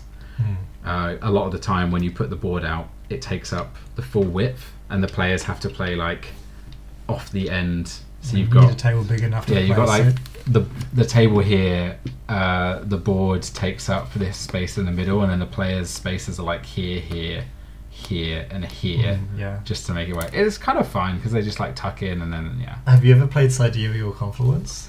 Yes. That's the most table space intensive game that I've ever played. I don't think I found it that We table played with space. 6 players. I did not enjoy that game very much. Really? I thought it was pretty cool. It was really fun. The downside is the game is almost nothing about the mechanics and the cards. Well, yeah, it's that's almost entirely about just people deciding who wins or not. Yeah, the fun is it's an over-the-table conversation game, which is very accessible, I think. I want everyone to know that we're going to play Twilight Imperium 4. Yeah, we'll flex on everyone. Yeah. We are playing TI this weekend, and you're not. Yeah, That's some tough. people That's went to tough. Glastonbury instead of coming to play TI4. Unbelievable. I'm hyped. I'm looking forward to that. All right, that's been the stream. Thank you everyone for we played a mere 3 games. That wasn't amazing, but we learnt a lot. I learnt that I hate egg, but not in the way you'd think. You'd think I hate egg as a runner, but I hate it as a corp. Maggie is just very good, probably too good. If they banned Maggie, everyone would just play Lat, right? Yeah. Well, no, like they would just play a different faction. Like Maggie's the only. Well, I mean, I think there are other fine shapers. Like, I don't think Ari is bad. I think Ari is not that much worse than she was. Yeah. She's probably fine. I haven't been playing her, but like no one's talking about it. Because what's weird is not a everyone was player, like, but- early on, everyone was like, oh my gosh, Madani is the best thing ever. And it was like, Arasana's just like, no, my ability. But then I have not seen Madani in almost any deck. No one is since. playing Madani because Madani's kind of hard to make work. Yeah. And like yes, the text on it and what it lets you do is crazy. It's unbelievable. But you need a couple of things to line up for you. You probably need to be spending a lot of influence on pretty It's also specific 3 stuff. influence per card. It's 3 influence on its own. And you want to play So 3 it's of it hard- because it's such a like You're core building your essential deck strategy. around. Yeah. So it's just like there's a lot of things. that And then make you it kind of hard want to have build. DZMZ because you want them to be free to install, and then suddenly you've spent all your influence already. Yeah. Yeah, the meta is just not for it and Daewee are like a couple of cards off being maybe. I'm just going to show everyone how cool this. Look, I set up a whole screen that has the chat on it, so that Declan can just sit here reading the chat. Yeah, it's good. And so yes, I everyone think you're right, Mita. It's a crazy card, and I don't want to downplay it at all. But it truly is not the right card pool. It is a very. Well, the other thing is, because Magdalena is the best runner, it's almost like a Nombo in that. Well, there's a lot of good runners that can install things, right? Like oh gosh, Baz is the last thing you want, but he's not very good. Topan is the best install. It's like Madani, but it costs you a click, but you save 2 money. Yeah, it doesn't work with Topan. With no downsides. It doesn't work with if you want to install loads of stuff. Like Arasana has this ability on her ID. You don't really need Madani. You can't have multiple Magdalene is installing Urbanart, stuff. can you? Is it one Urbanart is unique? I don't know. Because otherwise you I could assume play it is unique. Otherwise, people would. Yeah, you could play like a Trojan bouncing deck where you like take back 3 Trojans, put them all on Madani. I think it's unique. And then Otherwise, I must have seen at some point in Arasana put out more than one, but I don't think I ever have. Yeah. Alright, well, that's been the stream. I don't think I'm going to build a War Sun meter, but I will try. I will try my best. I thought about being... There's a war sun. There's the Embermots, like the lava people. The embers or something. And they are meant to be absolute garbage. Like literally, They start with a War Sun. Worst or second worst in the core set. However, we're going to play with some of the codex stuff, which adds some revised rules. One of which gives them text that says, when your ships are in a supernova, you can produce them from them as if they were production 5. Cool. So basically you can Just breed loads of inside wherever the supernova is. So obviously if you're building the map, you're like, oh look, there's a supernova right next to Mercator Rex. How convenient. Yeah. That's probably what you'd be doing with it, but I don't know if that fixes it. I wonder if Prophecy of Kings is the solution to it all, really. But that is for another day and another stream. We're not streaming that, yeah.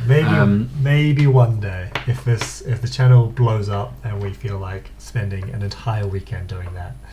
Okay, yeah. Apparently with Codex and Prophecy of Kings it's better. I think a lot of them are just more balanced in Prophecy of Kings, so I should find out where to find an absurdly overpriced copy of that at some point.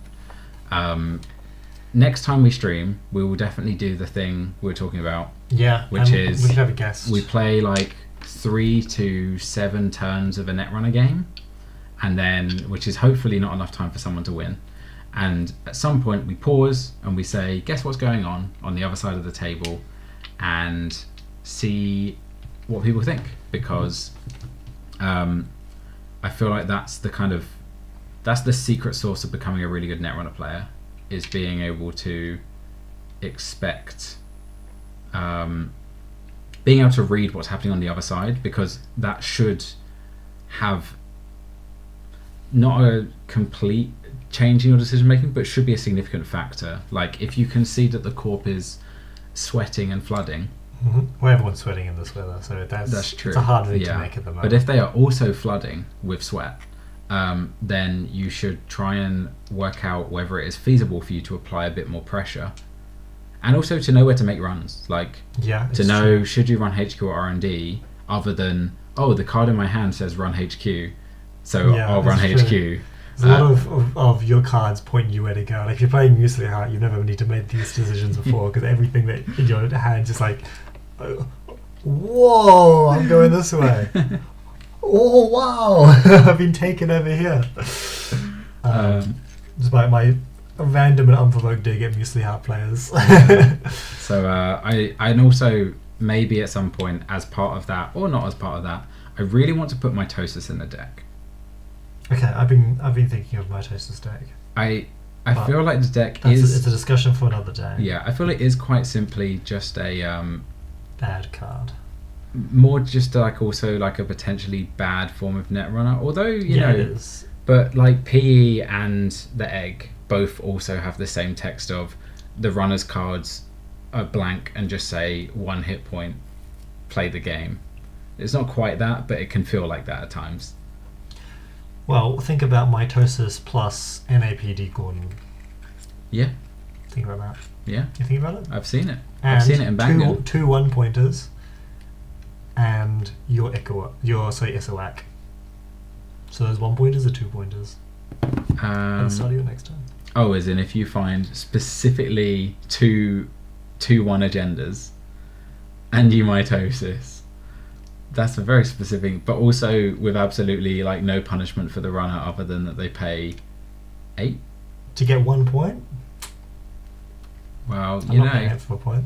You know, I think mitosis could be some secret special. I mean, literally, I'll be playing mitosis for either one or both of these are traps, or they could both be agendas, and I'm going to score. Basically, I'm saying like I will score Fuji, or you'll die, or you'll take loads of damage and not be able to touch the other one, and that's the game I want to play.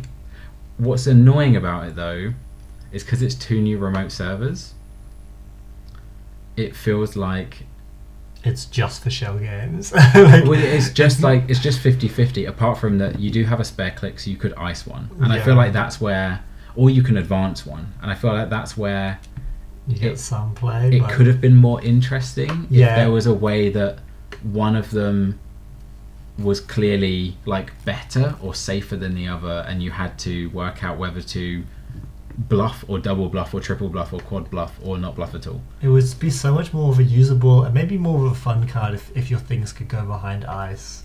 They're very strong. Yeah. But like then you can just kind of feel like you're getting some power out of the card, rather than just like, I hope, I really hope that the runner does the wrong thing in the situation. Yeah. Because every time you play one of those, all you're doing is hoping that the runner doesn't even mess up, just like makes a decision that. And also causes them to often, lose somehow. as a good player, rolls a dice, and the dice says run that one first, and then it's either And really then good or ignore really the bad. other one Yeah. because like how bad can that be? Um, Or like run both of them and how bad can they be? and that's the other thing is also if they just don't run any of them, like what you're going to score a Fuji, and they go, okay, you got 3 points. I'll just keep hammering your centrals because you've just been You spent playing yeah, mitosis. 2 turns and 6 money on Mitosis behind anemone. Yes, that would be disgusting. Let's build it. Next time on Friday Night Netrunner. Oh yeah. We don't have an outro song yet. At some point, I need to work out how to make streaming less effort because Yeah. setting all of this up. I guess I went a bit above and board with some of these other things. This but this is quite an elaborate setup. I think it's enjoyable to watch. It's just oh yeah, I think it's I great hope, I hope quality. your gameplay was good because people had their eyes glued on your hand. They couldn't see. my Yeah, that's distance. unfortunate for them because I was not playing well, but maybe I will next time. Well, it will give you an opportunity to review your egg gameplay because I don't know if egg is your calling. Wait, mitosis, top-down solutions. Yes. Yeah, you can ice them both. Are you kidding me? That's so good. Wait, does mitosis say? Does mitosis you can't count? score them that. It doesn't count as install clicks, does it? Not for the purpose of like wage work. Yeah, it counts as playing a single operation. Yeah. So you can't. Yeah, Yeah. it doesn't work. With There's that no way because- to work there. But top-down solutions, genuinely, that's because also if your That's turn, tough. if your turn is here are 2 with 2 advancements on, and here's 2 other cards, that's 4 things you have to deal with, and Yeah. you put a fork which is run everything, you die, guess wrong, you might win 3 points. And especially when one of them is what's the guy who you can spend your clicks to not take core damage? Oh, Mr. Hendrick. Yeah, the Yeah. other two are Mr. Hendricks, and then they're fucked. Or one of them is oh no, but then you make 3 servers instead. One of which is an upgraded. It's Hendrick, Server. cerebral overrider, cerebral overrider.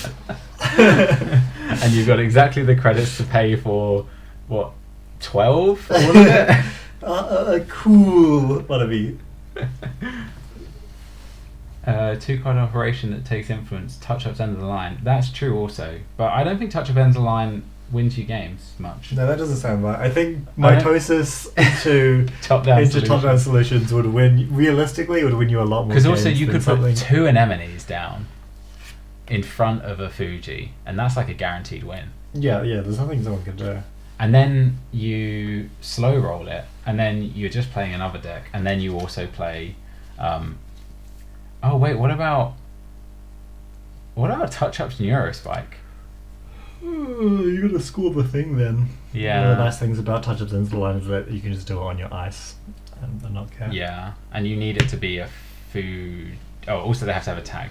A touch-up- Oh, but it could be a Fuji, but then you have to touch ups enough. Touch-ups and on those like are a 2 cards. Fuji into Neurospike is a kill. Yeah, And it's a pretty good kill, like it's a pretty consistent kill because it's coming in. it's lots of chip. Yeah, because you can call event, you can take It's out like and steal. 2, 2, 3. Yeah, it does 7 damage, and Yeah. ignores steel skins for the most part. So it's a good kill, but it's just really hard to do because. And then have you triple just advance. play Mitosis and KakuRainbow, and at some point you'll have a Fuji with 2 advancements sitting there, Yeah. and then you're like, bing bong. But Mitosis like touch-ups only does 2 advancements. So if it's just Mitosis, you need to have yes. Mitosis advanced. Oh yeah, and then you don't have.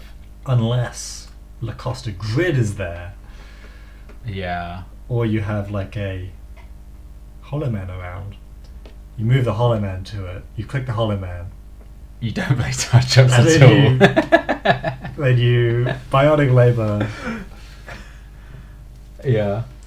Alright, let's call it there. That went on a tangent. But Yeah. there's some ideas there. We'll catch you all another time for a Friday Night Runner. Probably end of July-ish time. Oh yeah, Moonpool does that too. Good to see you all, and catch you around another time. I hope you enjoyed the mag The Maggie games. It was just a Maggie Still, stream. it's just all Maggie. Yeah. Everyone will play Maggie. Alright, see you around.